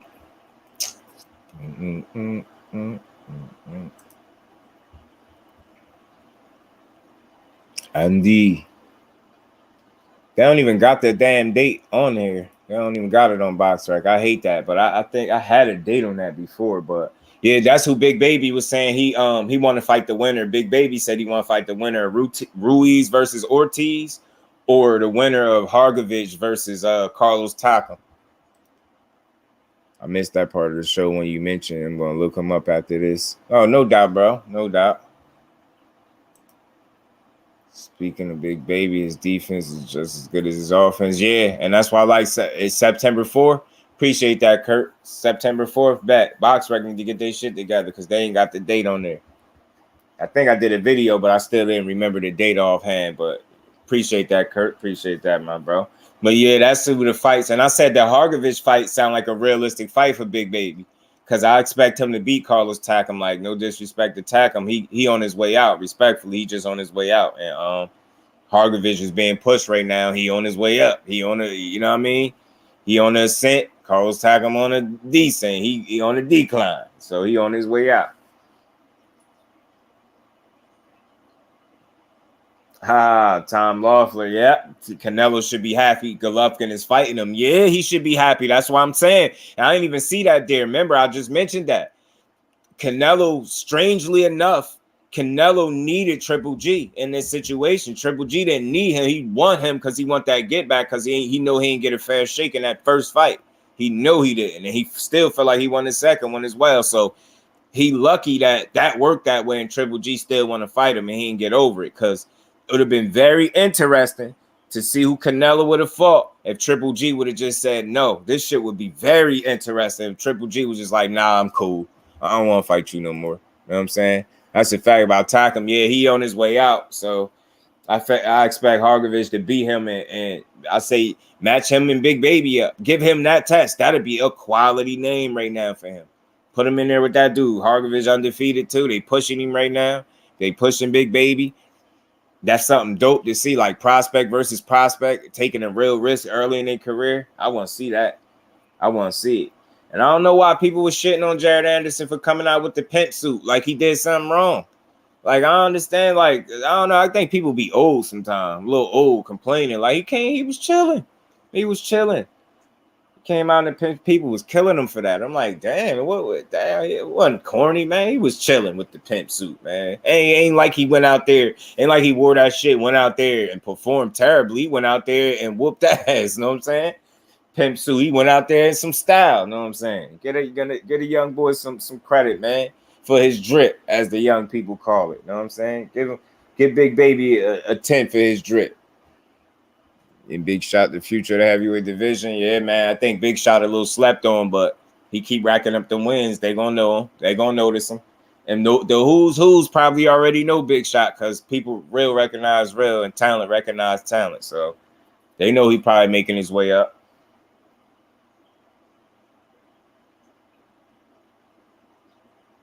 Do y'all believe Gennady Golovkin needs a knockout to be able to beat Canelo? Sean Porter thinks so. I'm gonna have to agree with his big T fast. I agree with him. I agree with his big T fast. I think Golovkin do need a knockout. I don't think he can win on the cards, and we seen that in the first fight. So, you know what I'm saying, we seen that in the first fight. It's crazy. Golovkin. I hope Golovkin going to this fight understanding that I hope, and I really do hope he come in here and like with his legacy and pride and all that shit on the line and really come to fight, bro. Because you need a knockout. You not winning on the cards. You just gonna be sitting there with your head all big, your eye and lips all marked up like it was in the other fights, looking crazy. You know what I'm saying? Like big ass head. I'm trying to tell y'all, look up the Mad TV logo and tell me if that don't look like Triple G. Y'all lying if y'all said that ain't Triple G. Triple G is definitely the dude from the Mad TV logo, yo. I'm trying to tell y'all. Word up. Big head ass. I agree with you about that. It was nothing to hate on. Facts. Yeah, I don't know why people just be like mad at the simplest things. Not so much mad, but they just be like agitated by stuff other people do. Like it was cool. Obviously brought the attention. The crowd liked it. You know what I'm saying? They wasn't negative about it. They was feeling it. Yeah, he does, because you're already down 4 rounds against Canelo before the fight even started. Yeah, you definitely automatically down 3 or 4 rounds for sure. Look at Mayweather. We seen a unanimous decision, pretty much a shutout. Some wild ass judge seen a draw and gave Mayweather got a majority decision because of that. He finally getting Hector Garcia versus Roger Gutierrez next Saturday. Yes, sir. I've been rooting for Hector Garcia because he subscribed to the channel and he be responding back. I be rooting for Hector Garcia ever since he beat Colbert. And then nothing against Colbert. I just thought that was a solid win, and that just put me on to Hector Garcia. So I like him as a fighter. He's solid. I like how he could fight up in there. B will fight as well. Yeah. Yeah, you talking about, you know him and what's his name? Ramirez. Him and Ramirez, Gilberto fighting too, yo. So that's gonna be a hell of a fight. Him and Gilberto fighting. Ain't Anthony Yarde fighting better, Biv, or am I tripping?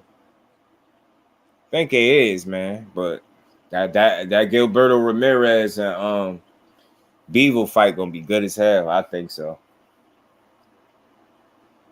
I think style wise, that's gonna make an entertaining fight.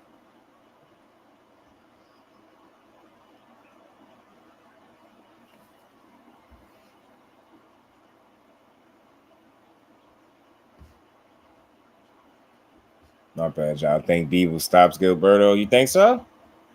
Gilberto a little tough, man. I seen him get shaken up a little bit against Yuneski Gonzalez, but he came back and stopped dude. Shit, I think I don't know. I think Gilberto might have it more on his punches. I don't know. I want to see. I can't wait. That's gonna be a good ass fight, yo. That's gonna be a good fight. Beating Colbert put me on Hector too. Yeah, facts, bro. Facts. And I'm a realist. Like if I knew him before that, I would have said it, but I just didn't. I ain't know him up until that point. So, and I'm the type of dude. Once I know you, I'm a, you know, and you gave me something to look for. I'm gonna stay on the lookout for him for sure. Gilberto ain't never dealt with no one with the skills of Beaver. Yeah. You know what? You know what's more impressive to me, other than Beaver's skills? Like I like his skill set. I appreciate his skill set, but what I appreciate even more than the skill set, believe it or not, is his discipline that he displays with that skill set. And his ability to stay like disciplined, stick to the game plan, and execute said game plan and get the job done. Like he showed me something. And I know that was Canelo in there, and it's a style thing. I ain't trying to say Canelo ain't good, but you know, I think Gilberto is going to be a different challenge for him. That's not going to be a Canelo situation. I think that's going to be a tougher fight for him. So it's going to be a tough fight for both of them, but we're going to see. We're going to see who power. In fact, I want to see how that transpire in the ring, like in terms of who able to really get whose attention first. What you think about Cobra still talking like he a gorilla? I think that obviously that ass whooping ain't taught him nothing, Mike. You know what I'm saying? Like I ain't nothing wrong with talking with confidence, bro, but don't get ahead of yourself. You know what I'm saying? Don't get ahead of yourself. You got Frank Martin up next. You better be careful. You dig? Like you better have you better be on your P's and Q's. You better cross your T's, dot your I's, and whatever other alphabets you gotta, make sure you got in check. You better have it in check. Your P's and Q's, your T's and your I's, have them dotted and crossed. because it's going to be a dangerous fight. I got Frank Martin beating him. And that's not necessarily stopping him either. Not necessarily stopping him. I got Frank Martin outboxing him and possibly embarrassing him, especially if he get on the good foot and start running. He get on that good foot again, like he was against Hector Garcia. He gonna be in trouble, and his stock is gonna drop tremendously. Like I know one fight, he could have had some things going on, and some distractions. I understand it. He's human, but he ain't make a ton of excuses. He just took his loss. But he right back talking that talk. So we gonna see. We gonna see though. We damn sure gonna see. We gonna see what he got left in him after this loss, or how he's able to rebound after facing this, this first defeat and being knocked down for the first time in his career. Because it should have been humble pie for him, but some with these young fighters, man, they just don't believe in being humble or something. Like I don't know. I guess in the sport of boxing, like you gotta talk that talk. You gotta be, super confident, I guess. Just gonna take another beating. Hector Garcia exposed him. Yeah, Hector did exploit them holes in his game for sure, and he did a hell of a job at doing it. And he did it with consistency and showed separation in that fight. That fight wasn't no close ass fight or nothing like that. It was clean as unanimous decision with a knockdown in there. Scored for Garcia. You know what I'm saying? Little B-Hop, man. I don't know, man. Prime time, showtime. I don't know. You know what to call his ass, but he better get in that ring and show something.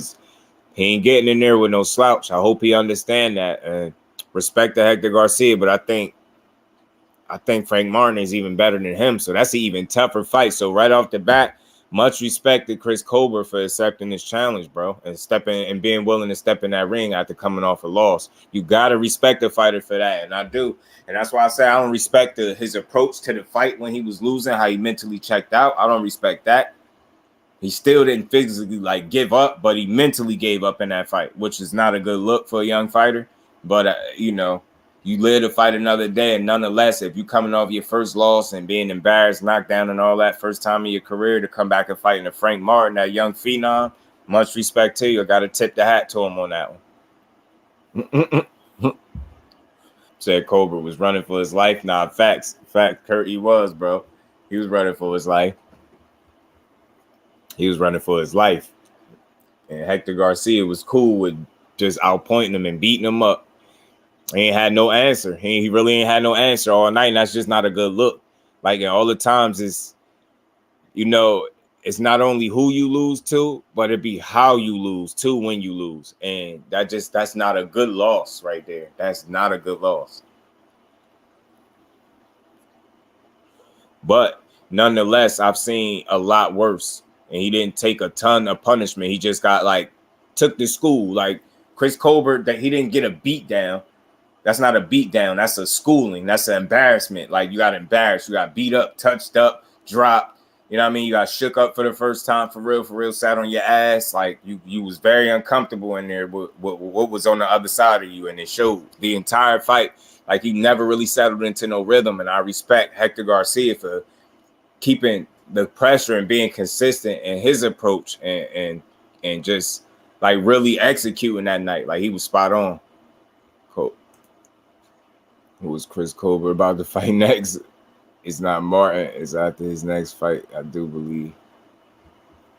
Oh, his next fight is not Martin? Because I know that's what he said in the Gary. Well, I know, I seen the exchange they had. I see what Earl said. Earl was saying it was already done type deal. So if Chris Colbert, and I know he said that. Remember that little shit with Gary Russell? He got into it with Gary Russell. They was like, yo, who are you fighting next? And he was like, Frank Martin. I'm already getting in there with somebody they think I can't beat. So he did say Frank Martin next. So I'm assuming that's who he's getting in there with. But if that's his next fight, then kudos to him. But even if it's the fight after next, kudos to him for getting in there. But definitely if it's his very next fight coming off a loss, and man, your first fight at 35 too, and you going in there with Frank Martin, much respect to primetime B-Hop Colbert.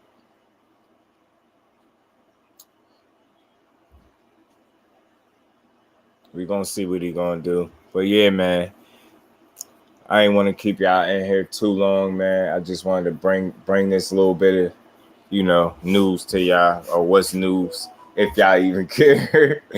Triple G is talking about retiring after this fight with Canelo. Well, not after this fight, but soon. And the fact that he's even speaking on that while he in the biggest fight of his career is just not a good look. He don't need to have 1 foot in, 1 foot out going against Canelo Alvarez. He need everything and then some. His ass already 40. You know what I'm saying? He said he don't want the confidence booster fight after he lost. I respected facts. Much respect to him. He getting in there with Frank Martin. Salute to him. Win, lose, or draw right off the bat. Like, now, I still will critique the performance, but right off the bat, I salute him for being willing to get in there. And understanding that dude is a dog and that's somebody that they think you can't beat. Yeah, facts, Ash. And I think he only stuck around for that Canelo fight. And just like Tom Loeffler said, in a strange way, Canelo is lucky.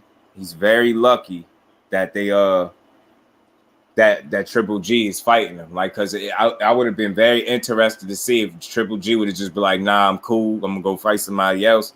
Who Canelo would have been defending these belts against, man. Because how long is they gonna block David Benavidez out? Like, for real, like that shit starting to piss me off. Like, so he ain't gonna be able to fight for the title again, huh? Like what y'all? They put that dude in another title eliminator. I'm gonna lose my shit for him, bro. Fury say retiring, saying he want Derek Chisora. Yeah, Fury get on my nerves. He said he's retiring. Then he said he not retiring. Then he said he was interested in the AJ Usyk rematch. Then he said if Usyk win, he's staying retired. If Anthony Joshua win, he coming out of retirement. Then he said he only coming back if he get to fight for free in front of the fans, some stupid shit. Then he said something about fight for $500 million. Yo, if I could virtually choke Fury, yo, I probably would cut off his air supply for a couple seconds, yo. He just say anything, bro, just to let him know, like, shut up, yo. He say anything, bro. And I'm just joking, by the way. I ain't no, that's not no threat to Fury, but he be pissing me off. He just be saying anything. Shut up, yo. Shut up. You fight for $500 million. You gonna fight free. You gonna fight the winner of Usyk AJ. Then it go from you gonna fight the winner to you only gonna fight if AJ win. You gonna stay retired if Usyk win. Shut up. Just shut up. Just shut up. Just shut up and retire, bro. Just shut up. Damn, yo, I don't even know what else to say. Just shut up and retire, man. Please, yo. Like, do understand. We will not miss. Wilder, yeah. No. Bye. Peace. See you. I don't care to see you fight. I don't like your style anyway, but I do, as a boxing supporter, do understand you can fight and you're a freak of nature for your size and all that shit. It's true. You are a skilled dude, but I don't like your style. I don't like the fact that you cheat even more. I don't like the fact that you call yourself a gypsy. I don't like your bald head. I don't like the fact that it looked like you never trained for none of your fights. I don't care what shape you come in. You got one of them bodies like a putty or something. I don't like none of that. I don't like your bald head. I don't like that. I don't like that cape and shit that you be wearing to some of them fights like you some type of king for real. I don't like that shit. I don't like the fact that you think you could sing after the fights when them shits be over and they allow you to do. I don't like the fact that they don't cut your mic and tell you to shut the fuck up after the fight and just go home. Take your win and take your belts and go home. Yeah, I don't like none of that shit. Don't like the fact that the niggas just let you sit up there after a whole fight like we want to hear you sing, bro. We don't want to hear that. Your voice trembling, cracking and shit. You just fought 12 rounds because you ain't knocked nobody out more than likely. You want to sing after that. Man, boy, we just seen you for 12 rounds. I ain't trying to hear that shit too. Singing and shit. And ain't letting them do it. Tripping out on the mic. He got the whole microphone singing a whole damn song to his wife and shit. I don't like none of that shit about him. But good riddance to him if he retiring this time. Like Fate said, if he out of here, he out of here. Good. You was been supposed to be out of here, bro. Like I said, we only miss Wilder. We don't miss your ass. Get your ass and get your cheating ass on, bro. Now, get your cheating ass on. All them people defending him. And then again, salute to my bro T for already calling that out because he had mentioned that he probably retiring because of that MTK Global and that Daniel Kinahan shit. Makes you wonder, like he starts talking all this weird shit. Retired, the boy done retired twice already. Like, if he don't just shut up. Like I said earlier, shut up and go home, bro. Just go home, be rich as hell. Be glad that you was able to cheat Wilder. And be glad with that. Take your ass home. We don't care. We don't care. I speak for everybody. We don't care. Like, not in the States, we don't. We don't care, bro. Take your ball and go home with your belt and all that. Take that shit with you. We don't care. Fury time is coming. You're gonna get what's coming to him. Yeah, facts. That cheating shit, yeah, it was done in the dark. Gonna come to the light. They can say what they want. You ain't put no dent in nobody's head. All of a sudden, you gonna put a dent in Wilder head and ain't nothing going on. All right, bet. Yeah, all right. All right, bet. Okay. Yeah, all right. We stupid. You can see knuckle prints and everything in your gloves, but we stupid. We don't know nothing. We don't know nothing because we don't box. We don't train. We don't box. We don't do nothing. We don't know nothing. We just fans. Stupid ass boy. Take your ass home somewhere. Take that belt with you. Take that belt. Take that cape. Take that tall ass hat that you was wearing. Take all the microphones that they allowed you to sing on. Take them shits with you. Take them ugly ass trunks that you be wearing to the ring. Take them shits with you and them tall dumb ass boots that you box in. Take them shits too. We don't want to see nothing, Fury. We don't care. I think the WBC should strip him like they did Thurman. Facts, they won't strip him. Instead, they'll leave him somewhere at the top of the pound for pound list in hopes that he's gonna come back. Take all that shit home and take it back to the UK with you. Dead ass. And take your wife with you. Take that badass voice back over there and sing over there with that shit. Take your dream of fighting Derek Chisora for the third time and stay your ass over there. Go over there and stay over there and fight his ass for free. Let them entertain that nonsense. Yo, this dude, yo, he just had to snap for a second. Yo, he kind of just pissed me off thinking about it. Yo, take everything with you, bro. Take your whole fantasy of fight talking about because you want to be the only fighter in heavyweight history with 2 trilogies. Yo, take that fake shit with you. Don't nobody want to see you fight no Derek Chisora. So salute the Chisora because he fight hard as hell, and I get it. He give it his all every time, but he's not beating Fury. We all know that. Don't nobody want to see that. Take all that shit with you, bro. Every bit of it. Take all of it. Take that ugly ass hat. I'm trying to tell y'all, if y'all don't know what I'm talking about, go look it up. Take that ugly ass hat that you was wearing, that tall ass hat, that stupid ass robe, that dumb ass chair that they carried you on. Take the microphones that they allowed you to sing, unplug them shit. Take all that shit back over to the UK. Whatever belt you ever held on your waist, take them bitches with you too. We don't even care. KJ, salute my bro. Appreciate you for stopping through. How you feeling, bro? Don't worry, he can't get over here. Yeah, facts. And it makes me wonder. And I heard he relinquished his license or something like that too in the UK or something like that. So that's why. And then you when you hear those things and then you hear him say something like, "I want to fight for free," yo, shut up, just shut up. You know you not fighting for free. That should be blowing me. Between that, I don't know would make me more mad when fighters say something about fighting for free or betting they whole purse. Just shut up. You not doing that. You not doing it, bro. You're not doing it. Now I see Brian Garcia bet 20,000. He paid that. That's cool. But niggas ain't betting they whole purse, man. Ain't nobody fighting for free around these parts. Think I'm about to go in there and let you punch me in my face for free if you win? I don't give a damn. I'm still taking my check with me. I ain't doing this shit for nothing. You hear him talking. That's why he talking like that. He ain't got no license to fight nowhere. He just got to throw a free fight. You got to fight for free at this point. Ain't nobody gonna sanction your ass, you cheater. Wilder ain't looking so crazy after all. I'm gonna keep saying that for the people that was thinking he was crazy. He ain't looking so crazy after all. Didn't he tell you it was mad funny shit going on over there? Now y'all see what time it is. He was a lot of shit going on with that funny ass dude talking about retiring. Just leave, bro. I don't understand why he don't know. We don't care. We definitely don't care. Like, I really mean that. We over here, we don't care. We don't care about Tyson Fury. We care about Deontay Wilder. And that ain't got nothing to do with nothing besides just one move like a man and one is sus. That's all that is. Wilder could have been Mexican for all I care. He moved like a man. We rock with him. You know what I'm saying?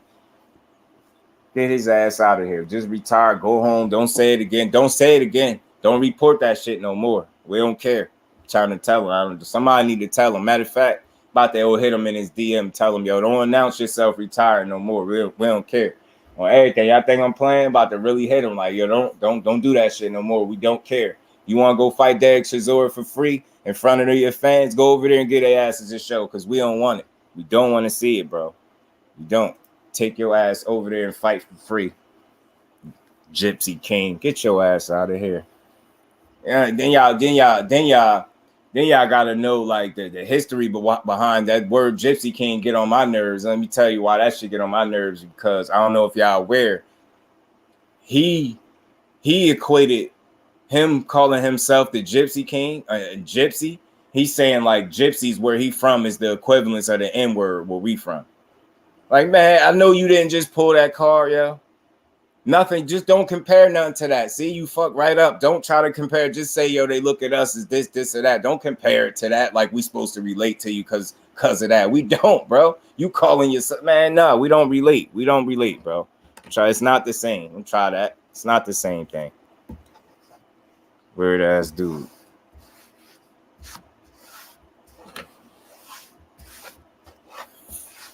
Fat fuck.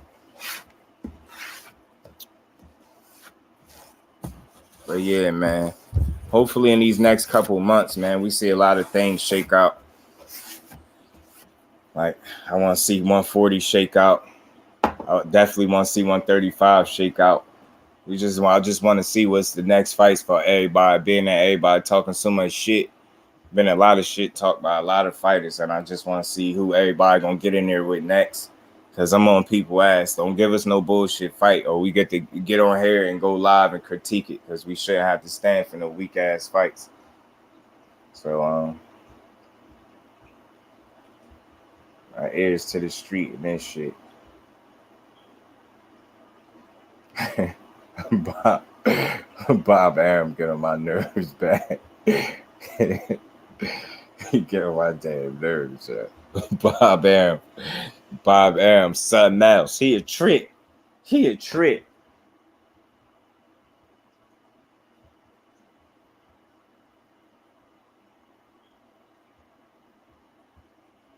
So he gotta come on and get this fight going so he could get his damn eyeball snatched. Yeah, man, but hopefully we see some things shake. We got Truck Simpson fighting soon. I think it's coming on soon, or if it's already on, I gotta go check, man, because I definitely want to see that fight. See how the Truckster is looking. You know what I'm saying? Like I said, Tank, he from that camp over there where Tank from. Yeah, that's what I'm saying. We go. I think so. We gonna get it. But I just hope they ain't really offering that boy no $5 million or less than $5 million, because I did hear that as a story that's wild. Even coming from me, and I don't even get into the money. Like, if they offer that boy $5 million, that's crazy, yo. That's wild if they offering him $5 million, bro. Yeah, he gonna get that eye snatch, yo. That's what Marlo be saying. Snatchies. Last time I heard, Snack ain't giving out no goggles. That's what bruh said. Bruh said Snack ain't giving out no goggles for that eye. And he said, you know, based on that report, remember people was reporting that he said he gonna stand there and fight. They said he got more of a reason to believe he gonna snatch both of your eyeballs. Then you stand right there in front of him. Your shit's you gonna walk out of that bitch looking crazy. I'm telling you. Shit's gonna be knotted up. And this shit's gonna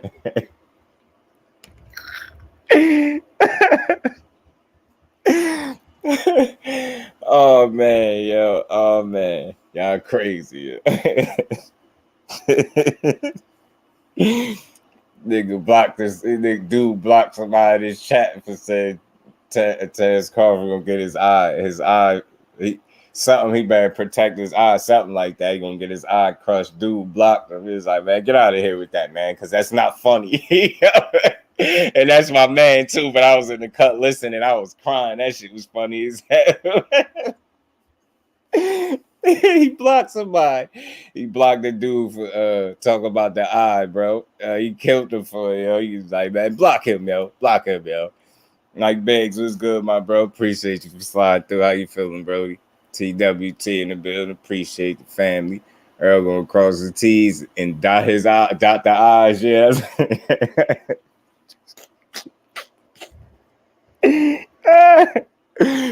That comment probably would have got you blocked in there, yo. He would have blocked you, yo. Like, yeah, get him out of there. He talking about the eye. That shit was funny though, man.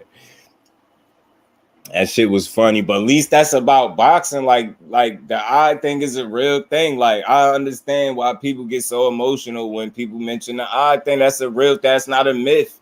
Y'all want me to tell y'all how the legend started? See the legend. Let me tell y'all the story of the eye, man. The eye snatcher, man. Jeepers, aka Jeepers Creepers, aka Big Fish. The legend of the eye all started in the Mayweather gym. That time he was sparring Floyd, you know what I'm saying? Word had got back, you know what I'm saying? And this is just word getting back. Word had got back that he had gave Floyd some work, you know what I'm saying? And there was a good chance that he could have blacked Floyd eye. So if y'all thinking like the eye thing started with like Ugas and Kell Brook, y'all sadly mistaken, man. As legend has it, legend goes. The legend of the eye snatcher, Jeepers Creepers, that shit started with Floyd in that sparring session where they said EJ almost got kicked out the session because he had put it on Floyd. Like I mean, it's all out there now. So I'm just saying what legend, how legend has it. You know what I'm saying? How the story go. You know what I mean? The legend of the eye snatcher, that shit started in the Mayweather gym in that sparring session with Floyd. Then he followed that up. If you go look at Lamont Peterson, he had him looking like Alf. Y'all don't know who Alf is, go look up Alf and tell me if Lamont Peterson was looking like Alf in the face. Know what I'm saying? Then he went over there, fuck Kell Brook eye up over there in the UK, all crazy. You know what I'm saying? Then he beat Danny Garcia up. Danny Garcia eye had damage to it too. It just wasn't Ugas bad. It wasn't Kell Brook and Ugas bad, but his eye was fucked up. Then he beat up Ugas eye. You know what I'm saying? So you know what I'm saying? Just count him out. The legend of the eye run deep, man. So they better put some respect on his eye snatching abilities, man. Like, you know what I mean? That's just one of those things that you can't measure in a fighter. You know what I mean? When you look at fighters, you like, he got a good jab, good hook, good uppercut. You know what I mean? He got good feet, he could do this. Earl got shit that you can't really measure. Like, you can't measure his ability to snatch your eye. Like, it's just something that you got to hope you prepared for. You know what I'm saying? Because if you not, the eye will be snatched. Shit gonna get fucked up for you. It's gonna get bad for you in there. Your corner gonna be screaming at you. Your vision gonna get blurred. Your hips probably gonna be hurting from the body shots and the hip shots. Like your ribs probably gonna be hurting with it. Like it's a lot of shit that's gonna really take place if he start working at your eye. If he snatch one of them bitches, it's curtains. Like cancel Christmas. Like you lose.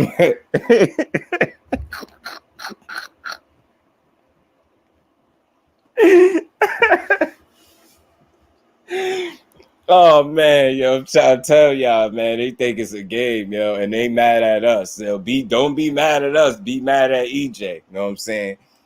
Don't let that man. That's why Bud trying to get that big bag to get some new eyes. He probably gonna need them bitches, Kurt. Alive was a classic, yeah. Yeah, started with Floyd. Yeah, facts, bro. Used to enjoy Alf Facts. Remember, that's how he had Lamont Peterson was like Alf in the face. He rearranged his shit. He was out there looking. His shit was looking bad, bro. I gotta train that eye for 12 rounds. Yeah, yo. You know what he need? He need the kind of retinas and like the type of eye that they said Yoel Romero had. They say he had suffered some type of orbital bone or orbital damage, eye damage in the fight. They said by the time they was taking dude while he was on his way to the hospital, like when he got there to the doctor had, hit people up, I guess, his people, and was like, yo, where did y'all get this dude from? It was like he like almost not human. They said his eye was like while he was on the ride to the hospital in the ambulance, his eye was healing. Like without them doing no treatment, his shit was healing already. And it was like they said his retina, something in his eye is like 3 times thicker than the average human. It was like, I don't know where they got that dude from, but long story short, Bug gonna need that type of shit on your eye. I think you be good then, because that's almost like Wolverine type shit. Like your shit could heal on his own. So maybe if he damaged your eye a little bit and you got that type of shit Yoel Romero had, maybe your shit start healing back on some Wolverine shit and he got to keep damaging that shit. Maybe that'll get you through. I don't know. Or maybe Snack will really give you some goggles or something. Maybe they'll let you fight with some goggles.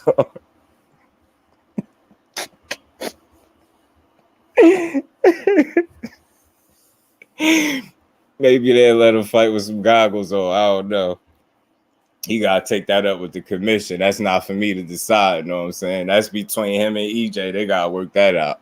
You know what I'm saying? He gotta have his mind made up from the beginning of the fight that he not going for none of that eye shit. Like, and that's the crazy part. Like, he was sitting there talking about don't try that body shit.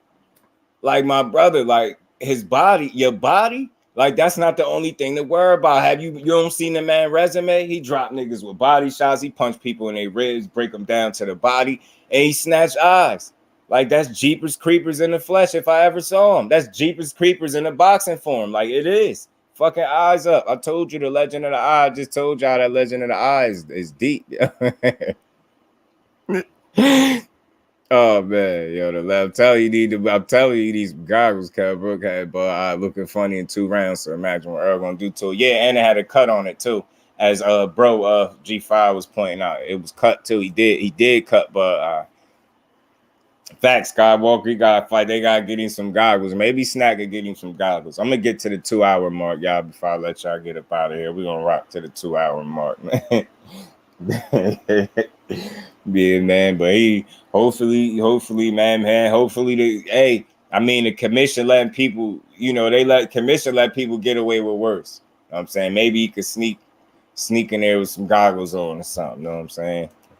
Maybe I try that Kyrie face mask shit. yeah.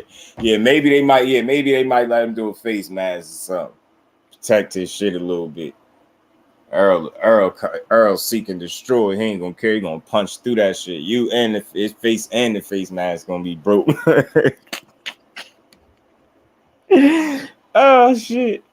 Yo, like that, yo. I'm just clowning though, man. I rock with Bud Crawford, yo. But nah, that eye shit is real. Like, it's real because you got people speculating like, well, it ain't like he hit that hard. It ain't like he hit that hard. Maybe cats' faces is just soft. You know what I'm saying? Maybe dudes' faces is soft. He was some shit like that. You know what I'm saying? Like, so that eye shit is real, man, because it got people like in denial. They don't want to just accept. And I was being real with it, even though I'm joking. I think the reason, and it's kind of obvious. It's like it should be obvious to people. Like, we joking about it, like to a certain degree. Like, I'm just, clowning, but on a serious note, the eyes that he damaged, and they sustain that type of damage because look how much punishment they take over a sustained amount of period. Like, you can't let nobody just keep hitting you with the same punch over, especially a jab. We all know what the jab do. That'll get you drunk. Somebody jabbing you over and over with a power jab, changing up the, you know what I'm saying, speed on that bitch, changing up the levels of the jab, giving you different looks. Like, nah, man, somebody keep jabbing in your face over a period of time. Like, for example, look how good Cotto's jab was against Mayweather, because it was straight. Look how he was throwing that shit. He tore Floyd nose up. That was one of the fights where that was the most you ever probably seen his nose bleeding in a fight. His nose was busted up pretty good. Cotto was on his ass with that jab, but he was beating Cotto up and almost stopped him in the 12th too. I'll never forget. That was a good ass fight, but Cotto was on his ass though with that jab. So it goes to show you that. You know what I mean? I heard somebody say something else is more the lead hand is more important than the jab or some shit like that. But I've heard for years and on top of years that from boxers and trainers, commentators, like all the people, you know what I mean, former fighters, all this shit, that the jab is the most important punch in boxing. I've heard that, like, that's unanimous, like a decision in boxing. The way I've heard that, I ain't never heard nobody say the lead hand is more important than the jab. But yeah, man. Hopefully Truck Simpson get a knockout tonight, because we bet on him for a knockout. I hope he get a knockout. I hope Triple G ass shock us and pull off a win. He beat Canelo. He gonna be sick as shit. Man, he gonna be sick. He get his ass beat. He ain't gonna be no more good. He get his ass beat.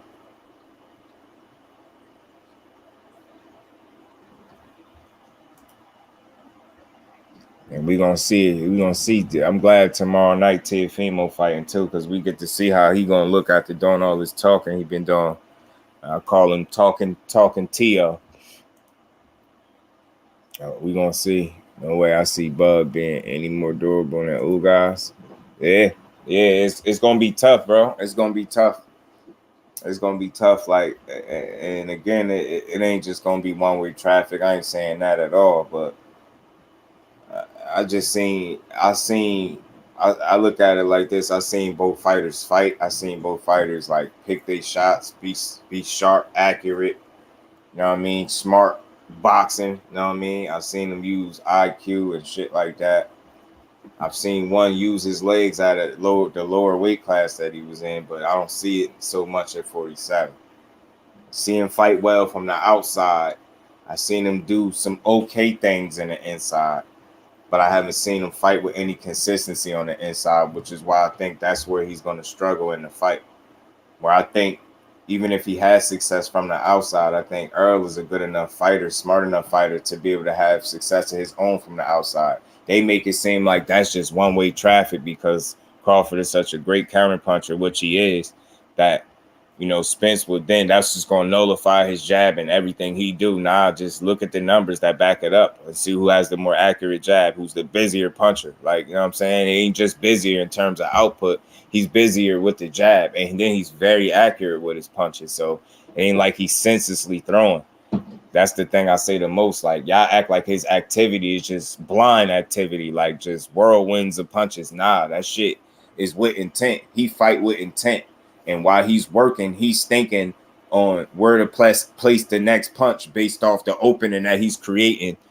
Like, he allows his volume to create his next opening. Spence, once he get to working, he get up inside, he allow the you know what I mean? That work rate is an accelerated pace for a lot of fighters, and because of it, they don't be able to keep up with it the way he can keep up with it, because that's what he do best. That's not always what they do best. And even if they can do it well, he's going to be able to do it better more times than not. So it's like, even if Crawford can try to fight somewhat in the inside, I think ultimately Earl just does that a lot better and more consistently. You know what I'm saying? Way more effective doing it. So it's like, those moments when it get like that, that's when you really gonna see what he got in him. Like this dog that everybody's speaking of, we're gonna really see what how much dog both of these dudes got in them. Not just one, both. So it's going, but it's like Earl volume and work rate allows him to create openings that he's then able to pick up on from an IQ standpoint and execute on them.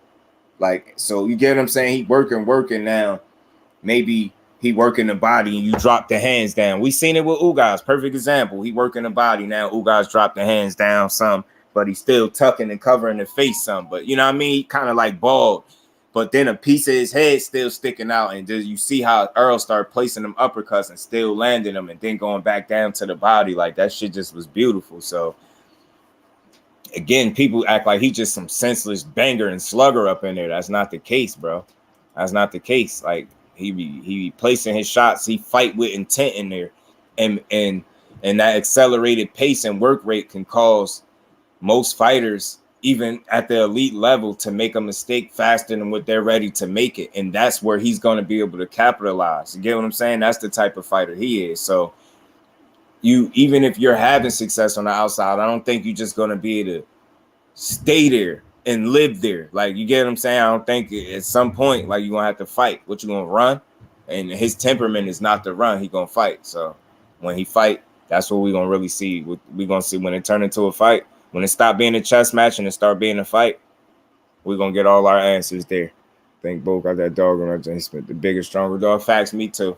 So I think once that fight turn into a fight, a war, like this war that Spence kind of want, that people are anticipating, I think that's when we all, as fans on either side, regardless of who we think gonna win, I think that's when we get all of our questions answered, or that's when we're gonna get the most of our questions answered.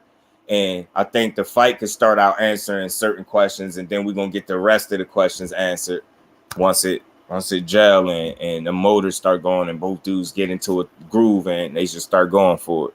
You know what I'm saying? But again, salute to them both. Hopefully have and make an announcement, give us this fight, because we all need it. Boxing need it. Boxing need it more than them. You know what I'm saying? So at the end of the day, we all win. Whenever we get the best fights possible, we win as a whole.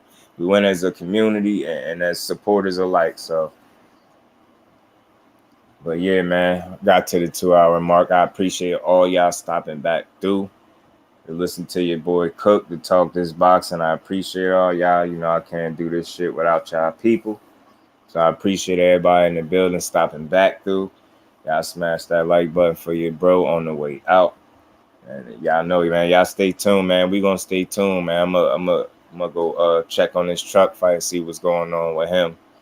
And I'll probably be back tomorrow night around fight night. I'll probably call the Teofimo fight tomorrow night and shit. So y'all stay tuned, man. Appreciate all y'all again. Smash that button for me on the way out. Salute to the family. Salute to the whole TWT family. That's all I got. And I'm out. Peace.